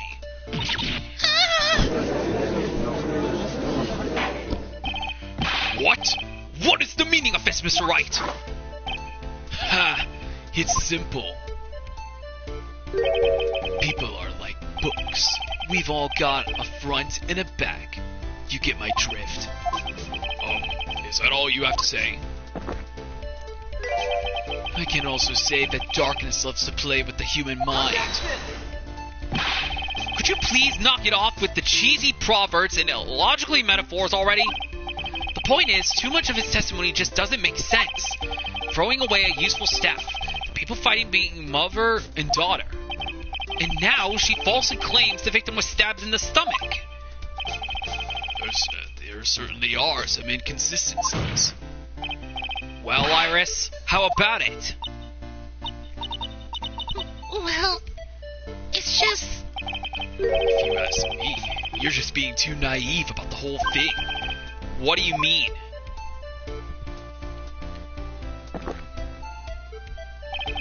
There are 253 distinct types of bitterness in coffee, but to pick out each one requires total concentration and the use of all the senses.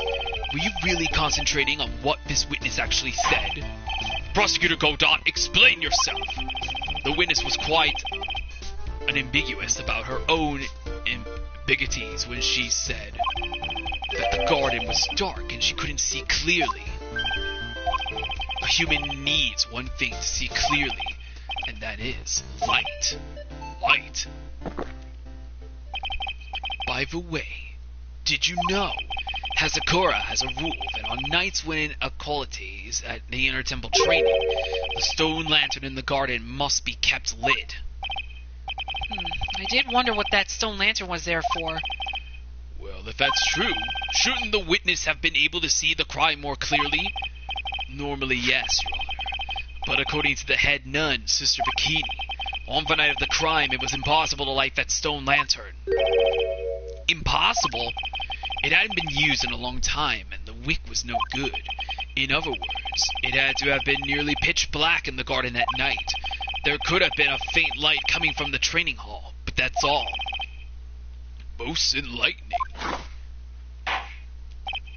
Yes, that illuminating fact shakes all the contradictions away.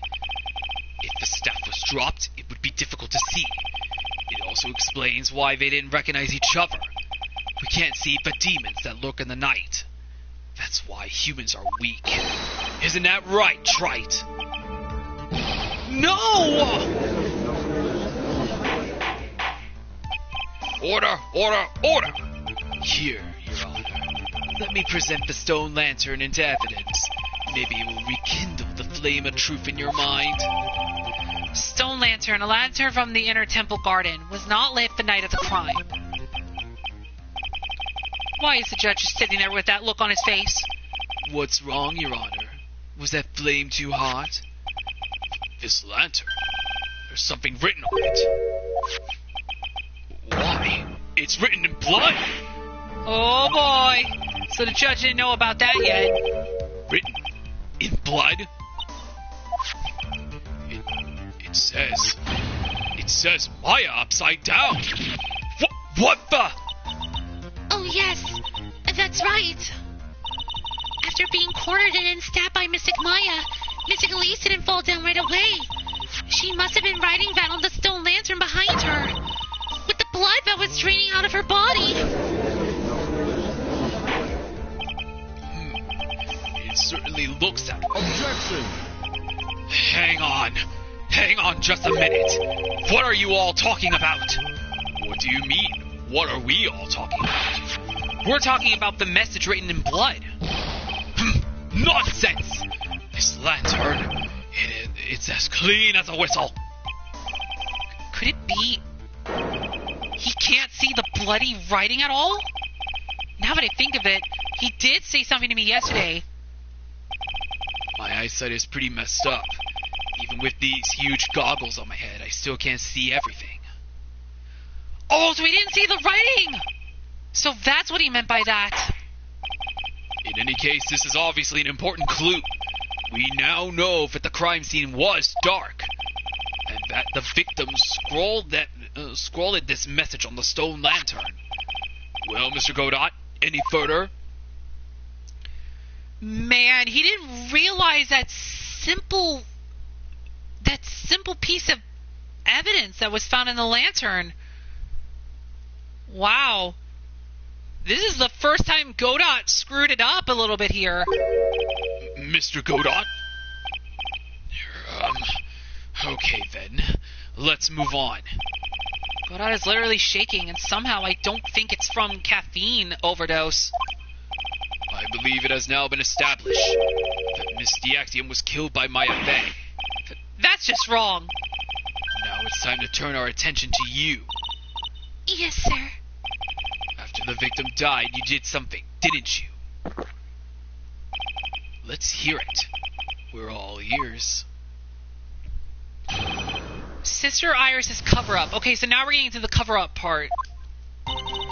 After Mystic Elise died, I called out to Mystic Maya. I thought it was my duty to protect the future master of the Korean tradition, so I removed the body from the inner temple by myself. I dragged it behind me all the way across Dusky Bridge, and I used the snowmobile to carry it back to Hasakura Temple and... I used the Shito to alter the way the wound looked. So you moved the body? Yes. I was raised at Hasakura Temple. I owe a great deal of thanks to the Fae clan. But even so, I never imagined that Elise the Axiom was actually Misty Fae. I've committed a terrible sin. terrible trick of fate. I believe you're looking for Twist of Fate, Your Honor. I intended to return to the inner temple after taking care of the body, but... You were spotted by the head nun, correct? Yes, and that's why I couldn't go back. Your story makes sense, I suppose. Mr. Wright, go ahead with your cross-examination. Yes, Your Honor. Okay.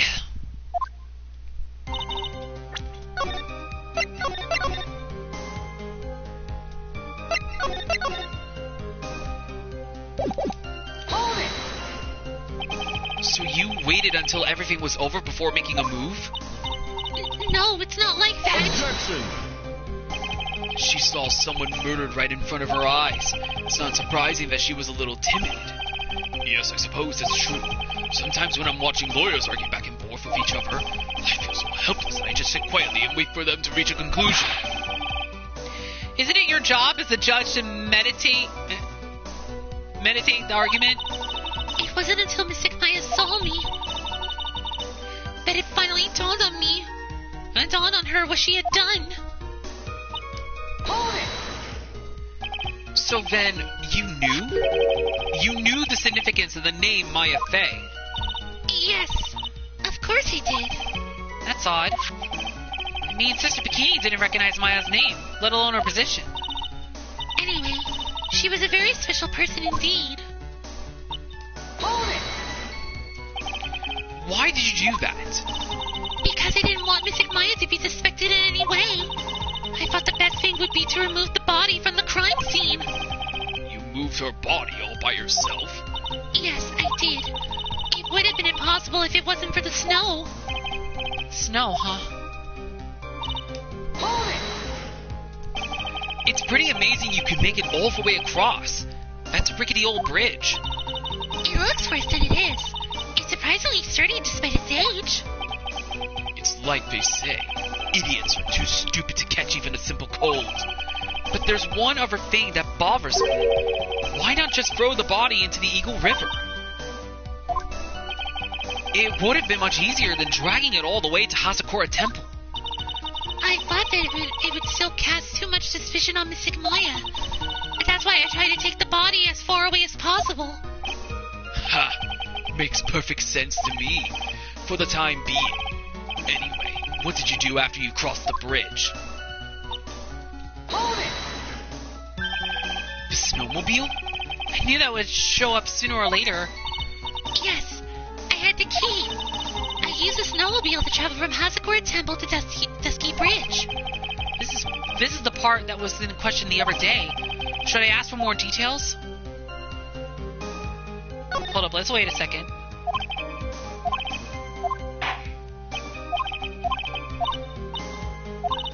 I'm just gonna skip that part and just read through. Is that what you were doing when Sister Bikini saw you? Yes, that's right. She probably thought the worst. Probably. Well, like, definitely. I see. So Sister Bikini mistakenly thought you were the one that murdered Miss Diaxiom. I'm so sorry. Please forgive me. It's my fault that this case has gotten so confusing.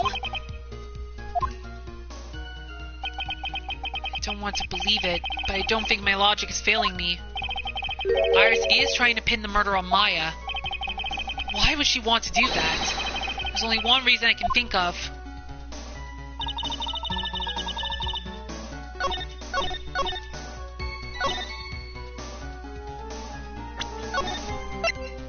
Okay, so we gotta question the snowmobile and try to see if we can get more details.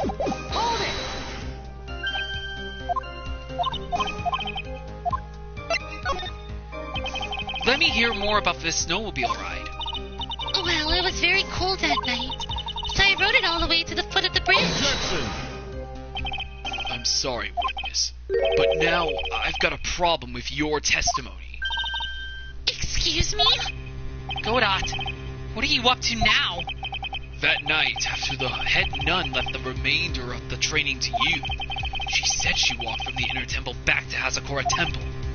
Yes, I'm fairly certain that's what the record indicates. Let's recall her comments on the subject. Maybe, but when I made it back to Hasakura Temple, it was there, by the main gate. The snowmobile, I mean. The snowmobile was in front of the main gate. This is one of those contradictions, wouldn't you say? Uh-oh. Order! Mr. Godot, why are you pointing out contradictions in the witness testimony? Let's just say I like things to be neat and tidy, okay? Well, maybe Sister Bikini missed it. Yes, maybe she didn't see it. You think she missed it? That doesn't sound right. Ha! Whatever. Even I don't think this is decisive enough to warrant any more time or effort. It's just, you better be careful in your testimony. That's all I wanted to say. A smart little cookie like you shouldn't have any trouble understanding that. Yes, sir. What was that all about? Why would Godot want to give me a hint? Very well, then let's continue with the testimony.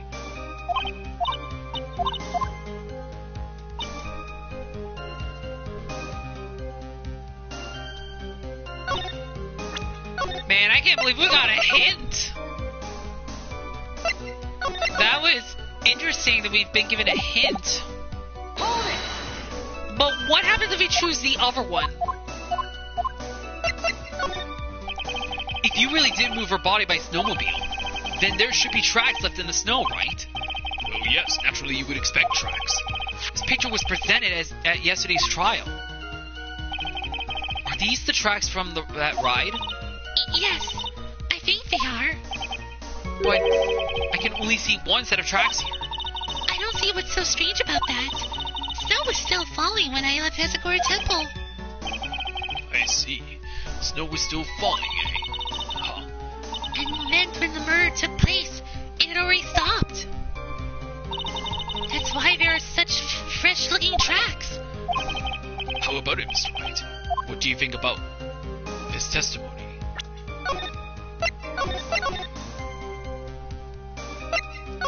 Could it be important? Let's see. When the murder took place, the snow had already stopped. That doesn't make sense if you stack it up against the other evidence. Your Honor, I like the statement Iris just made added to the testimony. But does it have something to do with the case? All will be made clear if you allow her statement to be added to the record. Ha! This should be fun. You, let's get the snow business cleared up, shall we? Yes, sir. By the time the murder took place, the snow had already stopped.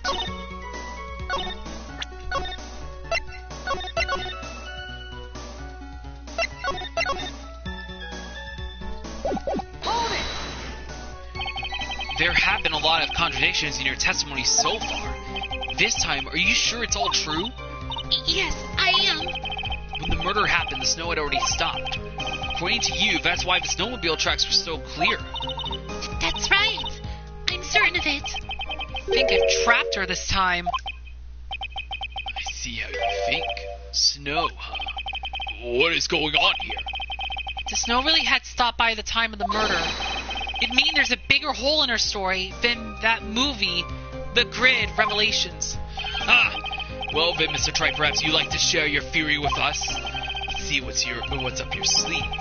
Or rather, at the end of your index finger. I don't want to believe it, but I don't think my logic is failing me. Okay.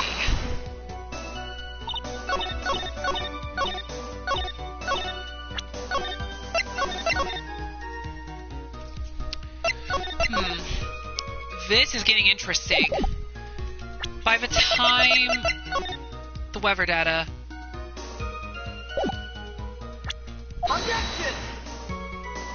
Oh no, it wasn't the weather data? Oh, I thought it was gonna be the weather data for a second. I would have loved. Let's see. By the time the murder took place, the snow had already stopped.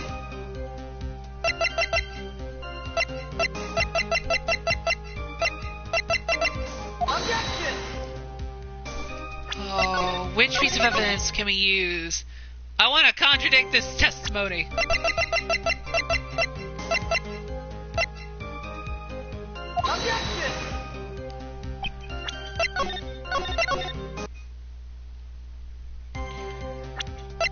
Okay.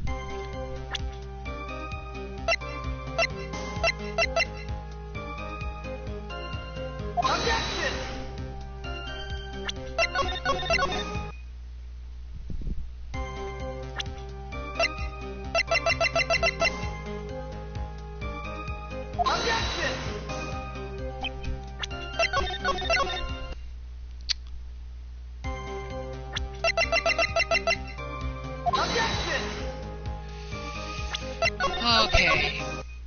Is it any of these evidence can we not contradict? By the time the murder took place, the snow had already stopped.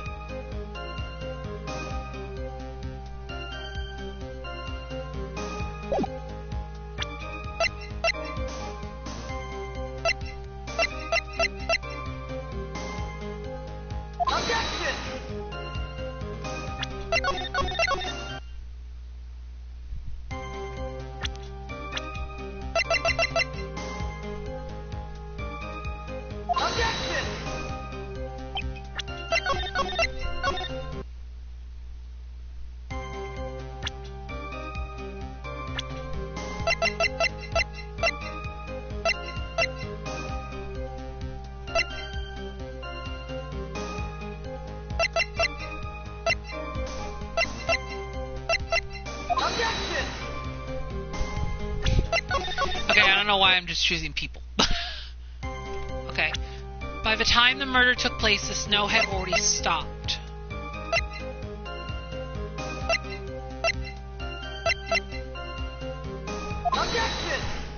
But why isn't it the weather report thing? Wouldn't that make the most sense, or...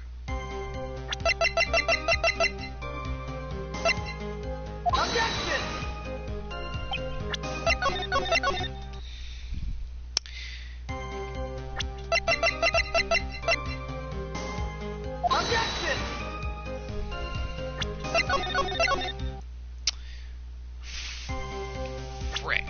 What was it? Okay, it's not the dagger. I'm gonna have to try evidence backwards for the statement. We've already tried this, we've already tried this. So we tried the... Okay, it's not the burnt letter. I know I did try the stone lantern thing, because that was wrong. The talisman? Wasn't that either. Larry's sketch. No, it wasn't. Oh my goodness gracious. Oh, wait. Hold up. Was it the picture? Hold up, let me see. Crime photo. Oh my gosh, I thought it was the crime photo. I took a good guess on that one. Okay, come on. Wasn't this one, it wasn't this one, it wasn't this one, it wasn't this one, it wasn't this one, it wasn't this one, it wasn't this one. Did I use this one? Okay. It wasn't that one. I don't want to look it up. Because I'm doing so well not looking this up. Because I was doing so well not looking... Oh, wait. I was doing so well not looking this up. I just really hope I don't have to look it up. I've already tried this one. I've already tried this a few times.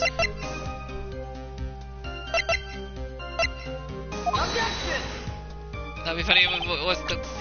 Is it not the snow?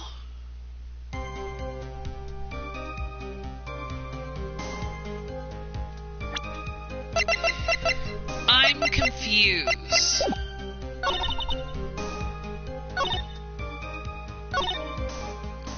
Hold up. Oh my gosh.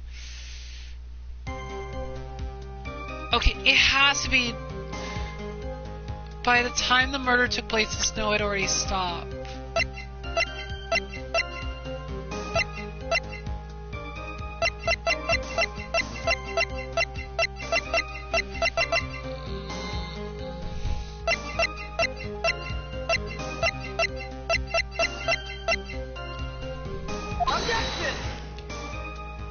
Oh my goodness. Should I just look this up?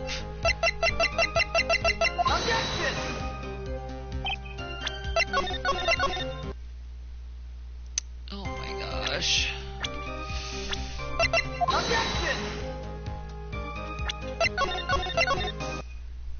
I don't think it's any of this, so I don't think that's what she's lying about.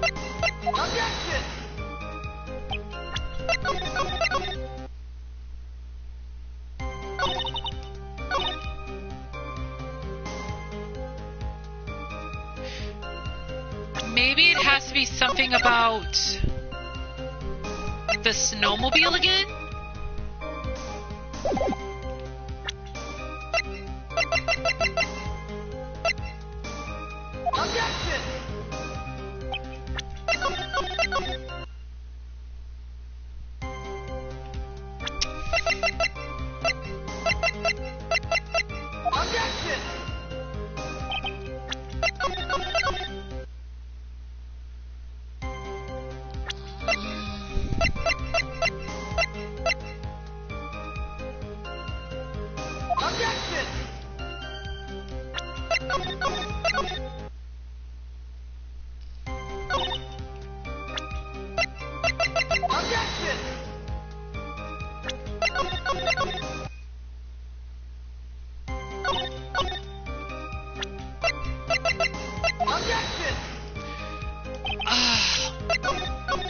It has to be one of those.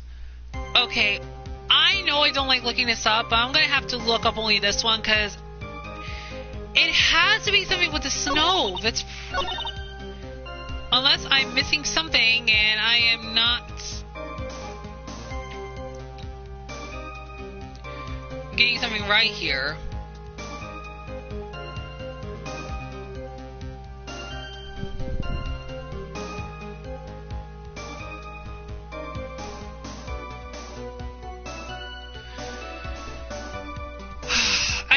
Looking this up, but I'm just gonna have to look it up in order to kind of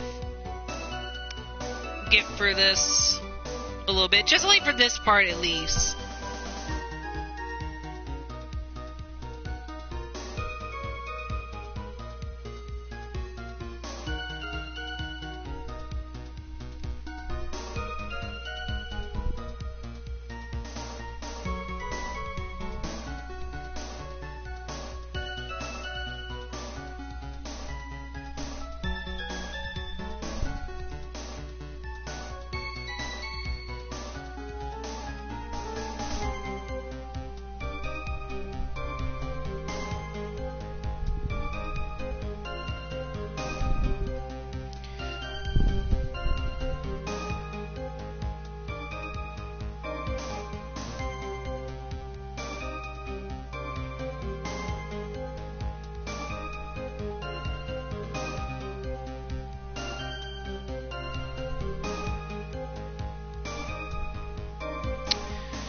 If it's not the snow thing, then what was it?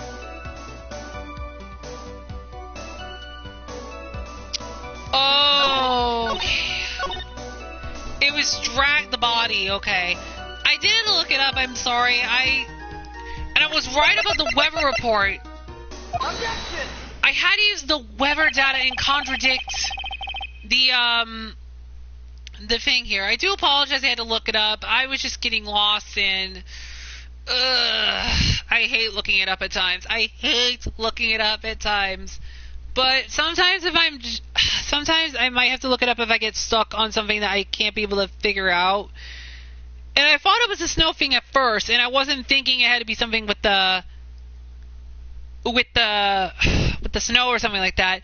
And I was kind of contemplating about the weather data, and I thought it was wrong. But I was right about using the weather data evidence. I just didn't use it on the right testimony. I just didn't use it on the right part of the testimony. So that's why I screwed up. Okay. Hopefully this will be the only time I have to look it up during this whole trial. Because I hate looking it up at times. But, I mean, I know there's nothing wrong with looking it up if you get stuck on something. If you need help with something, you can look it up. But I'm like, okay. Let's just read what it has to be said. You claim that the snow had already stopped when the murder occurred. But I'm sorry, Iris. That just isn't possible. What?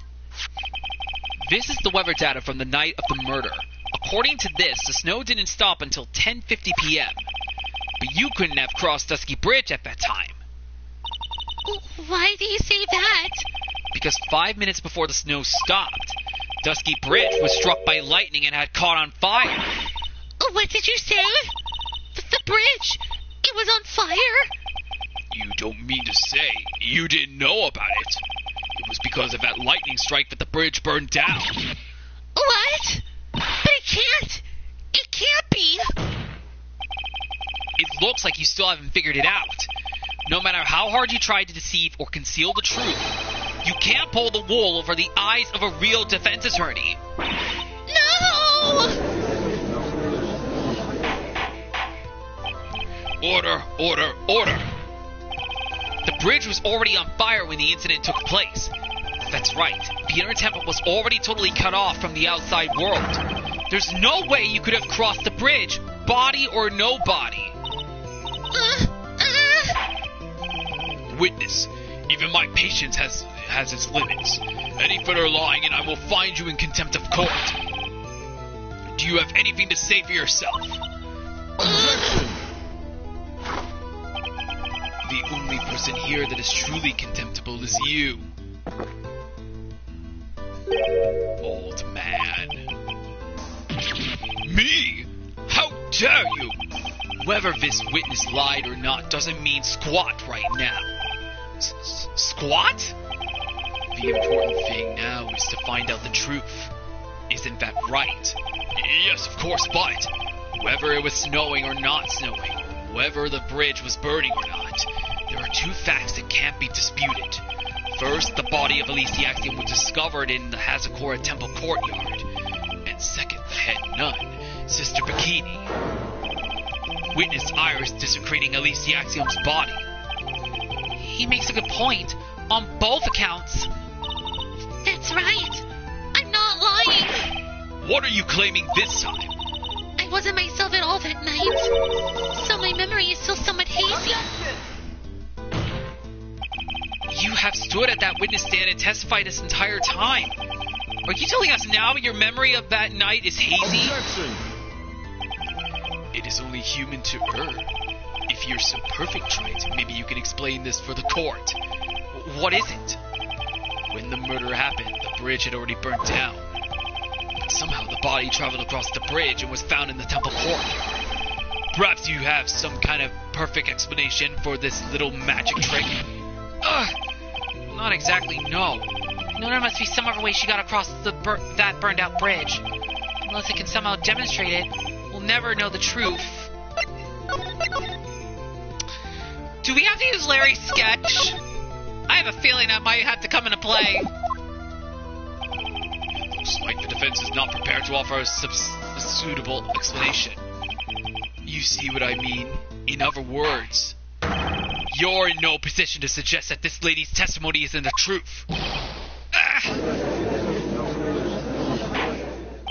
All right then. Witness, let's hear your testimony once more. About what, Your Honor? You've admitted that you moved the victim's body. Nevertheless, your prior testimony contained a rather large inconsistency. Please add an explanation for that to your testimony. Yes, Your Honor. Will this be her final testimony? Moving the body. Other than walking over the bridge, there's no way to move the body. So I must have just gotten confused, I guess. Was the snow still falling or had it stopped? Does it really matter that much? Or are you saying that there is a way to cross a burning bridge? So it was It's just a misunderstanding, I see.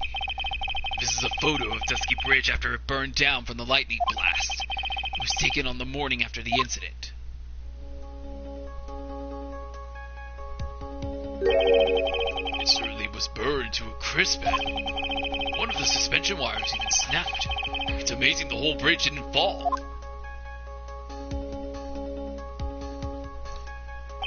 Clearly, it would be impossible to carry a corpse across a bridge in this condition. Dusky Bridge photo taken the morning after the crime. Unless they do something to discredit this testimony, it's going to be deemed as the truth, and Maya will be accused of murder. Try it. I'm only going to say it one more time. Is it only human to err? And only humans can spot the errors of our ways. The more sense he makes, the less sense he makes. All right, Mr. Wright, please begin your final cross-examination.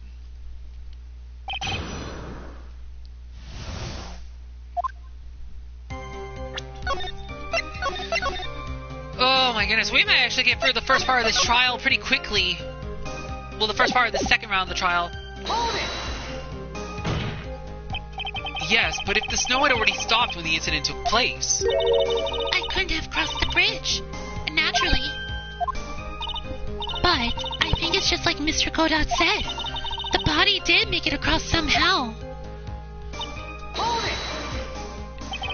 But you seemed to be quite sure of yourself when you gave your testimony. You said you were sure that the snow had already stopped. I'm terribly sorry. I was wrong. Does she really think an apology is going to get her off the hook? This is no joke. You're giving sworn testimony in a court of law. Well, Mr. Wright, let me ask you a question. Do you remember what the weather was like 1 week ago today? Huh?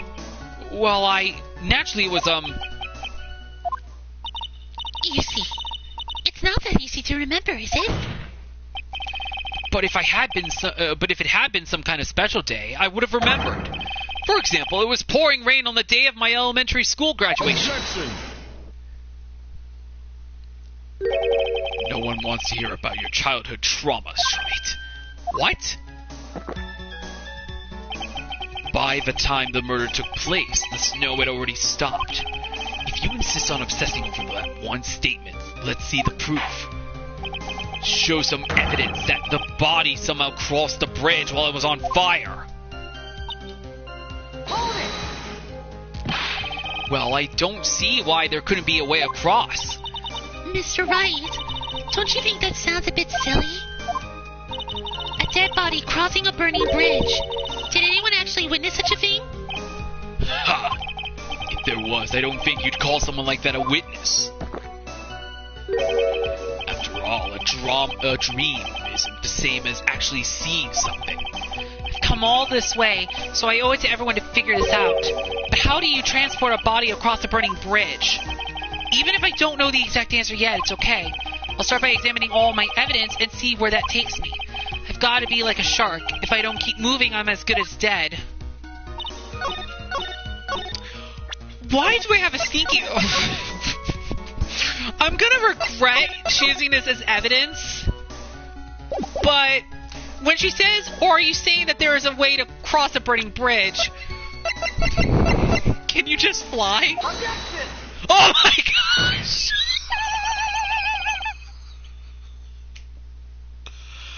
Oh no! Oh dear, so it was Larry's sketch. Oh no!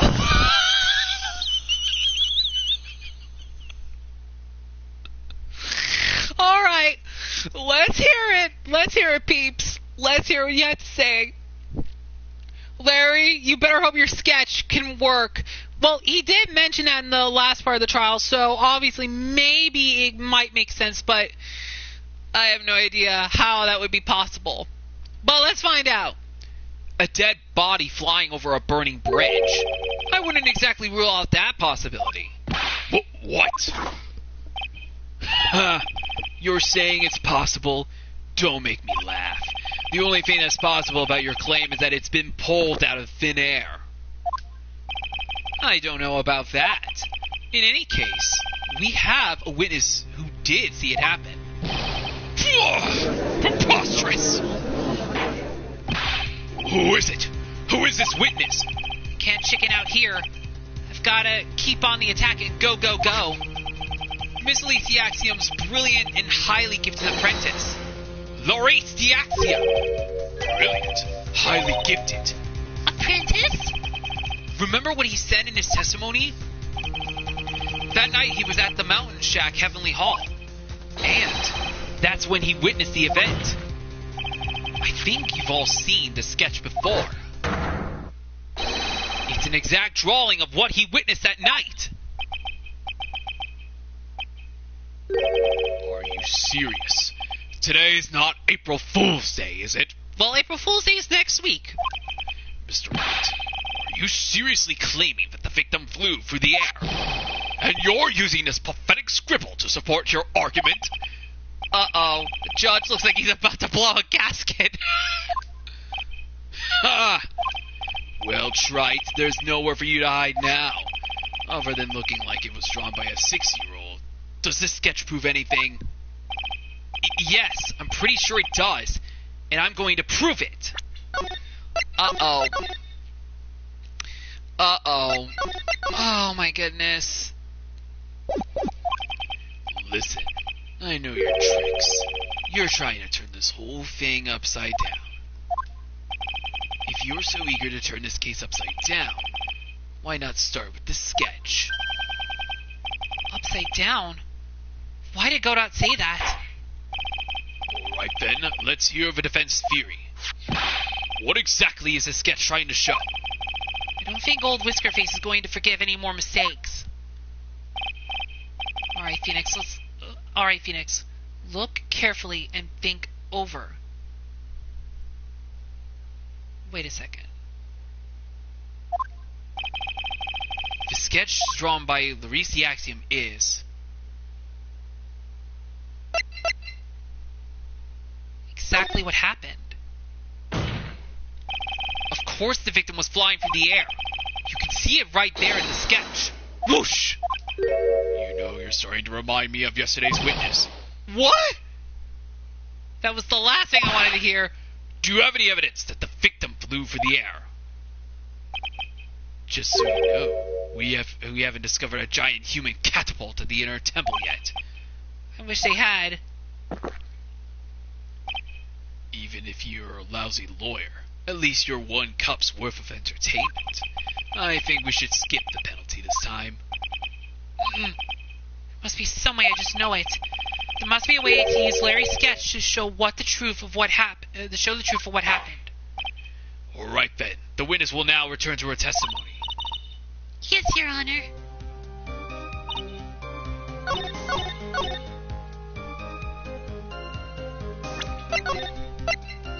Hold up, let's go back real quick.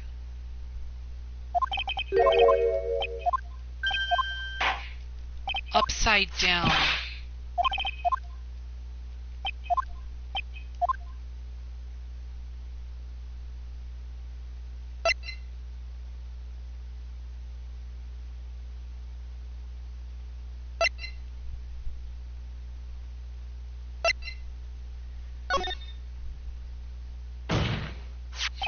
Something is obviously funny about this sketch. I'm no art critic, but even I can see it. No, that's not what I mean, Your Honor. Laurice Diaxium stated it over and over. This sketch was exactly as he saw it. However, if we're to believe his testimony, the sketch contradicts reality as we know it. It contradicts reality? Ha! This is getting interesting. Looks like you're back to that finger-pointing thing again. Okay, Trite, so what exactly contradicts reality as we know it?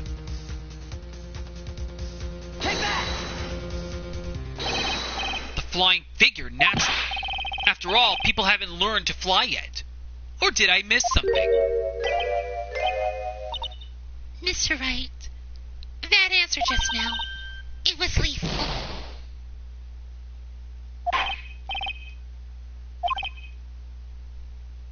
He's actually blushing. Blushing?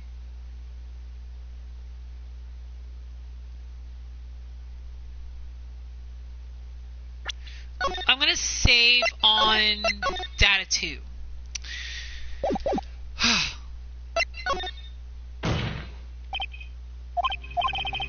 It's time for me to flip things around and get them.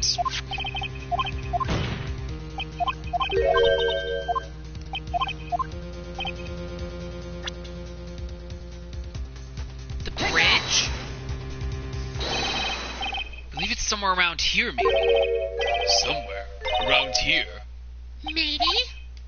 Well, the artist responsible for this sketch is a bit of a walking contradiction, so it's difficult to point out where the contradictions end and the truth begins. Enough with the psychobabble.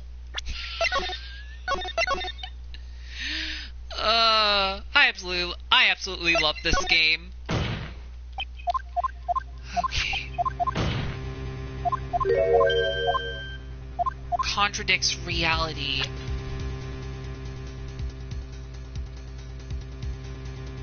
Is it the wires? Take that! It's this wire connected to the bridge. The wire? Ha! Is that the thing that contradicts reality? It is indeed. Then show us the reality it supposedly conflicts with. Show us something that will point out how the sketch contradicts reality.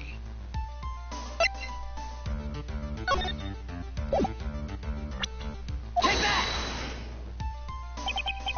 That's the photo of Dusky Bridge, correct? Yes, now compare the sketch and the photo for a minute. In the sketch, the wires appear to be above the guard wires. But on the actual Dusky Bridge, Jumping Jehoshaphat! the wires are below the guard wires.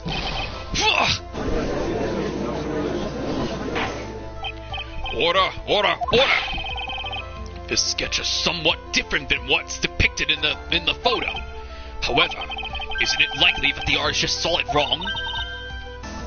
Or perhaps he just drew it wrong? Either way, it sounds like you're just wrong. With someone like Laurice, I admit a mistake is a definite possibility. But then that begs the question, why did he make a mistake? What was the reason? Are you saying you know the answer to that? Listen, think back, right? Remember what Laurice was doing when he witnessed this event. He was at Heavenly Hall waiting for a lover that was never going to come. He waited and waited, and finally he laid down. But then, lightning shoots from the sky and sets the bridge aflames. Ponder what sort of position Laurice must have been in at the time. He was lying on his back, which is why he remembered the scene the way he did. He was lying on his back. I can't see how it relates, But it does, Your Honor. That is the reason why the wires in the sketch go up instead of down. No way! Laurice the Axiom witnessed the event while he was lying on his back face up. In other words, the scene that he saw was actually upside down. So then, the sketch should actually... I think you finally get it, Your Honor. The correct way to view Laurice the Axiom's sketch is like this. This is how it should actually look. The victim's body wasn't flying above the bridge. It was actually swinging below. That's right. Just like a pendulum. Ridiculous! Order, order, order! Of all the things to say, a pendulum? The bridge was burning to a crisp. There was no way to get across. But if the body had been found at the inner temple, it would have caused problems. This is where the criminal decided to take a gamble. They used the burning bridge to get the body across to the other side, and a pendulum was the only way to get it done. Objection! Let's think about this for a minute, shall we?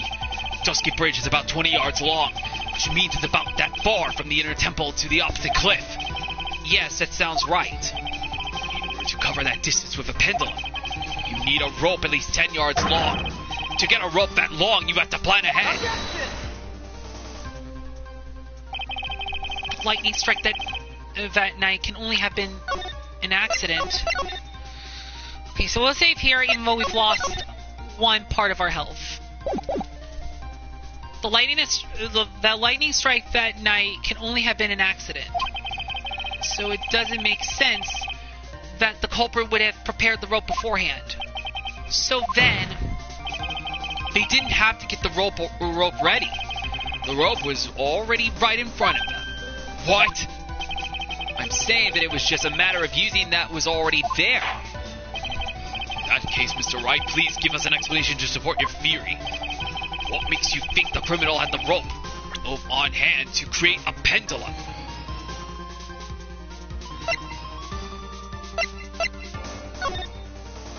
Was it the wire? And the meaning of this is... If you want to know where the rope came from, it's hanging right there in front of your glorious beard. This is one of the wires from the bridge. When the lightning struck the bridge and set it on fire, one of the suspension wires came loose from its anchor. The criminal didn't have any time to waste, so they tied the wire around Elysiaxium's body.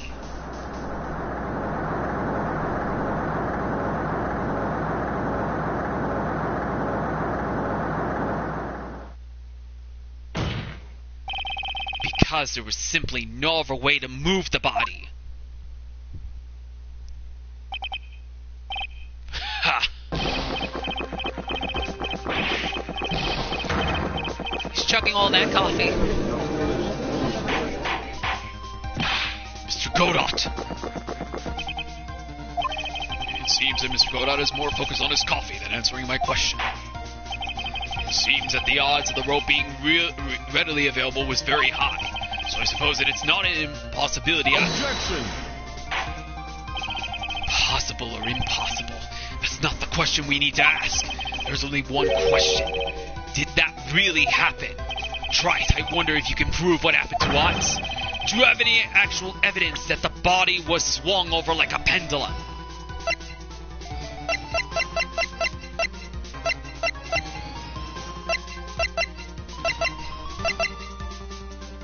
The crystal sphere? Before I present my evidence, let me review what we know so far. According to this photo, one of the wires snapped. Looking at the map, we can see it's the one that was in front of the inner temple. So then that was the spot where the criminal... Yes, precisely. Now let us consider the body's movement by looking at the overhead map again. If the body was pushed from this point here, drop on the opposite bank at approximately this point. Did you say drop? Well, they must have failed to catch the body on the other bank. What? What makes you think something like that happened? Because I have evidence that suggests her body dropped some distance. What kind of evidence? Take a look at this autopsy report. It says here that her body fell about 10 feet after her death. 10 feet, huh? That most likely the height difference between the two sides. The body overswung due to the forward momentum, but then came loose and fell about 10 feet. Then as a result of the landing impact, this crystal sphere was knocked loose. That's... Yes, this blood-stained amethyst crystal. It's the one that came off of Elysiaxium's staff. And even more important is the place where this crystal sphere was found. Indeed. I believe it's already marked on this overhead map. The crystal was found... Precisely, Your Honor. In the very spot where the pendulum would arrive, if given the right amount of speed. This explains your theory quite well, Mr. Wright. You have provided us with a way that the body could have been moved that night. An impressive deduction, Mr. Wright. Most impressive. Oh. Mr. Wright? I thought this cold coffee might help cool you down. But what is the meaning of this, Mr. Godot?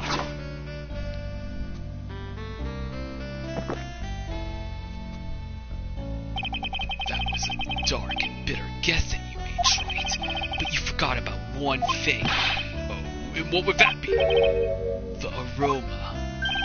Huh? A coffee's most reliable accomplice is its deep and profound The rest of the court doesn't speak coffiness. Can you elaborate a bit more? If the criminal had stepped the body to the other side like you say, then naturally there must have been an accomplice lying in wait to catch it. An accomplice? The criminal wasn't able to cross Dusky Bridge, so who collected the body? What do you have to say about that, Trite? Mr. Godot is correct. This can't be the work of a single person. Well, Mr. Wright, you know what you must do. Yes, Your Honor. Oh no! Is this where we're gonna have to finally name that person? The body couldn't have made it to Hasakura Temple without an accomplice. Very well, then. If you please, Mr. Wright, who was the person that received the body on the Hasakura Temple side? Take that! Well, Mr. Godot, I'm sure you have something to say.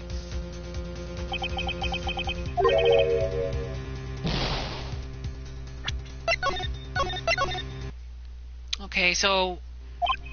Alright. Take that! Iris, okay. It can only be you, Sister Iris. Huh? But I... I don't see why you're so surprised. The only way to transport the body from Dusky Bridge is by snowmobile. But with her bad back, Sister Bikini could never pick up a body like that. You're the only one that could have managed. Objection! Trite, were you even listening to the witness's testimony? On the night of the crime, this little cutie pie was on cleanup duty in the Inner Temple Garden after the mother-daughter bloodbath. I haven't forgotten, but have you, Mr. Godot? This witness was also seen at Hasakura Temple, desecrating the corpse of the victim. Strange indeed.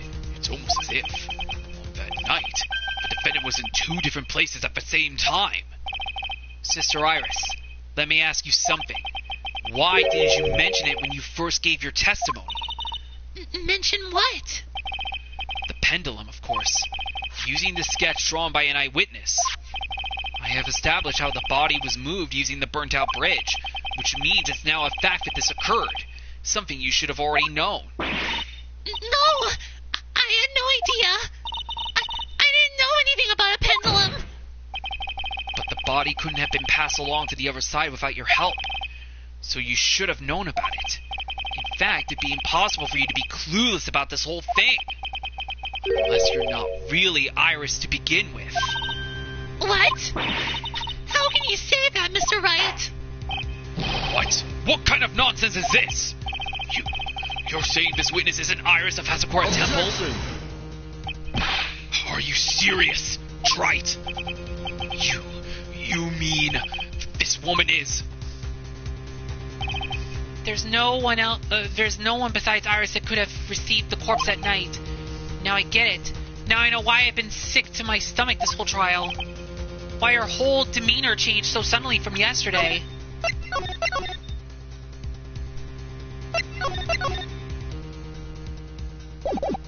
And why she's trying to pin this murder on Maya.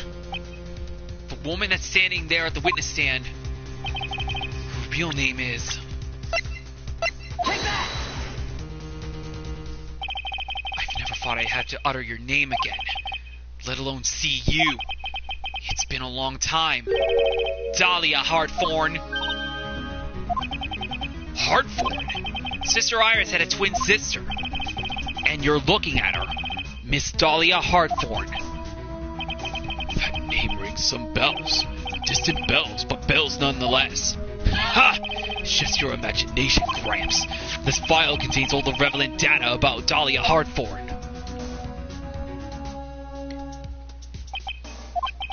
Oh, yes, I remember now. That case, 5 years ago. My name is Dahlia Hartthorn. I just want to say, it's an honor for me to be here in your noble presence. The honor is all mine. No, the honor is all mine. But, according to this, Dahlia Hartthorn is already dead. It says her execution was carried out last month.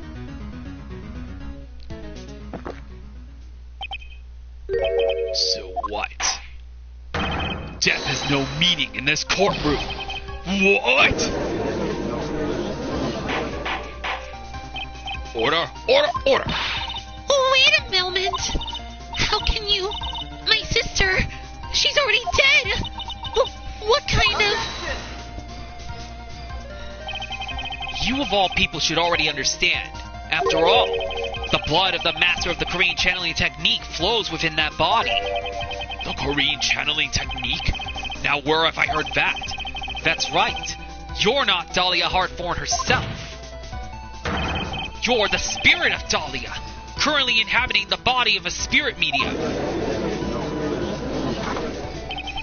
What an exciting story. Exciting but quite impossible. You're asking us to buy that Dahlia Hartthorne just happened to be channeled by someone on the very night of the murder to a temple where her twin sister Iris was? Well, if you're going to put things that way, then yes. We're supposed to believe a coincidence like that just happened? Naturally, it was no coincidence. The whole thing was part of a plan from the very beginning. It's all written right here in these instructions. What's that? These instructions were written by your mother, Morgan Fay. And part of the plan called for Dahlia Hartthorne to be channeled.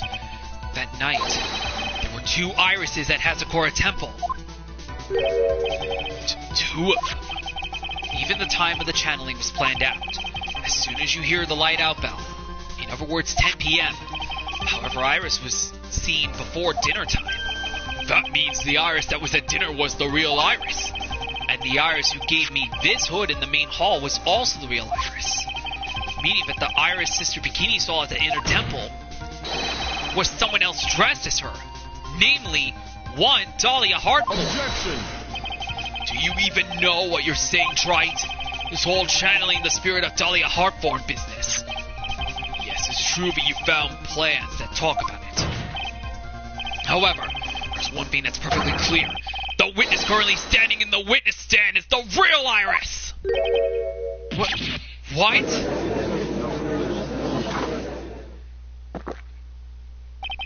Calm down and remember what you know about the night of the crime. After meeting Sister Bikini, the Dahlia Hartthorne that had been channeled would have been stranded at the inner temple due to the lightning strike.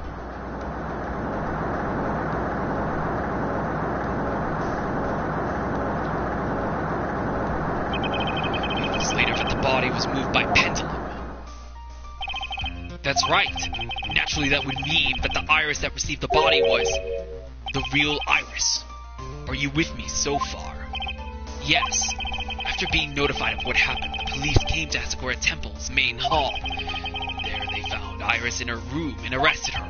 And ever since, she's been under police supervision at the detention center. Yes, I suppose. Can't deny any of that. Whew. Thank goodness.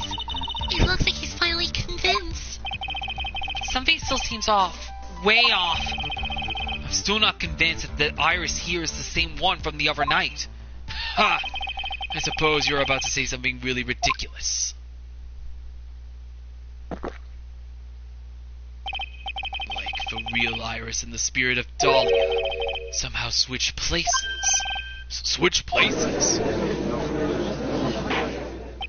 To be perfectly honest, there are still quite a few things I don't understand, but I do know that unless we confirm the witness's identity, we can't continue with this trial. Iris doesn't have the spiritual power needed to channel Dahlia, which means they must have switched places somewhere. Well, Mr. Wright, since the time she was arrested at Hazakura Temple, have there been any chances for Iris to switch places with Dahlia Hartthorne? Man, this is going on for quite a while, actually.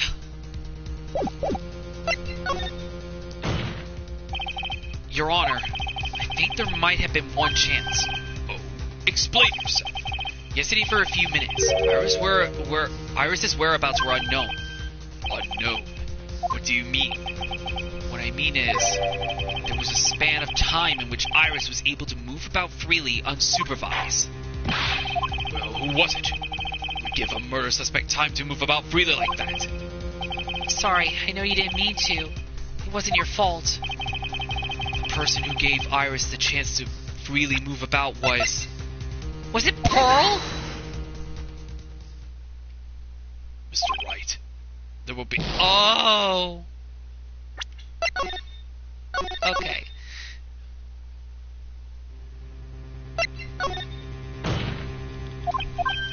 Wait. Move freely.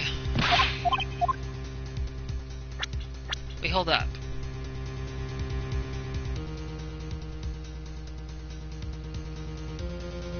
Take that!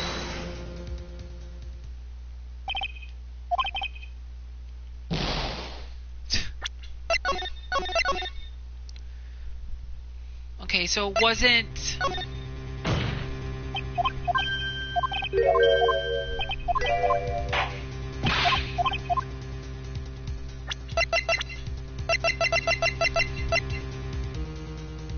Take that!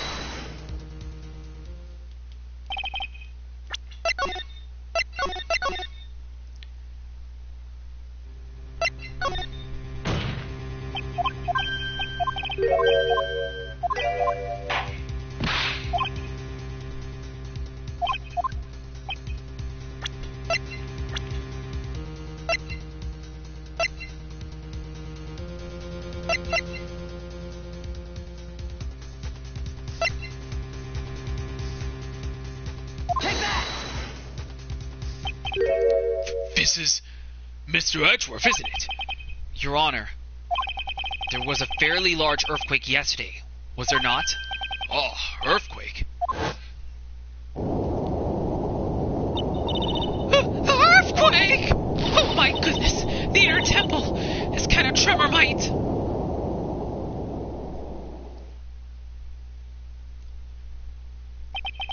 How could I have... She fled. She escaped. We went to the inner temple right away. It's true. Iris was already there. However, they had already switched places by that point in time. When I arrived at the training hall, I was met by none other than Dahlia Hartforn. That's quite enough already, Mr. Wright. Now see here. No judge in his right mind would ever consider the idea of spiritually and... Be quiet. It's been a long time, Mr. Judge. That voice! Guess I have to ask again. Upon meeting a beautiful lady, always ask for her name and profession. That's one of my rules. Dahlia Hartborn, in my current profession, permanently retired. Ha! So you're not going to bother hiding your identity anymore, huh? Why should I? After all, I'm dead. There's really nothing you can do to punish me. What is going on here? Dahlia Hartborn. I never thought we'd meet again, and I never thought we'd meet like this. But this time I'll end it. For her and for myself. To be continued.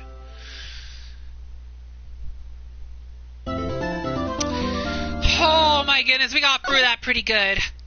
So, Dahlia Hartforn finally makes her appearance.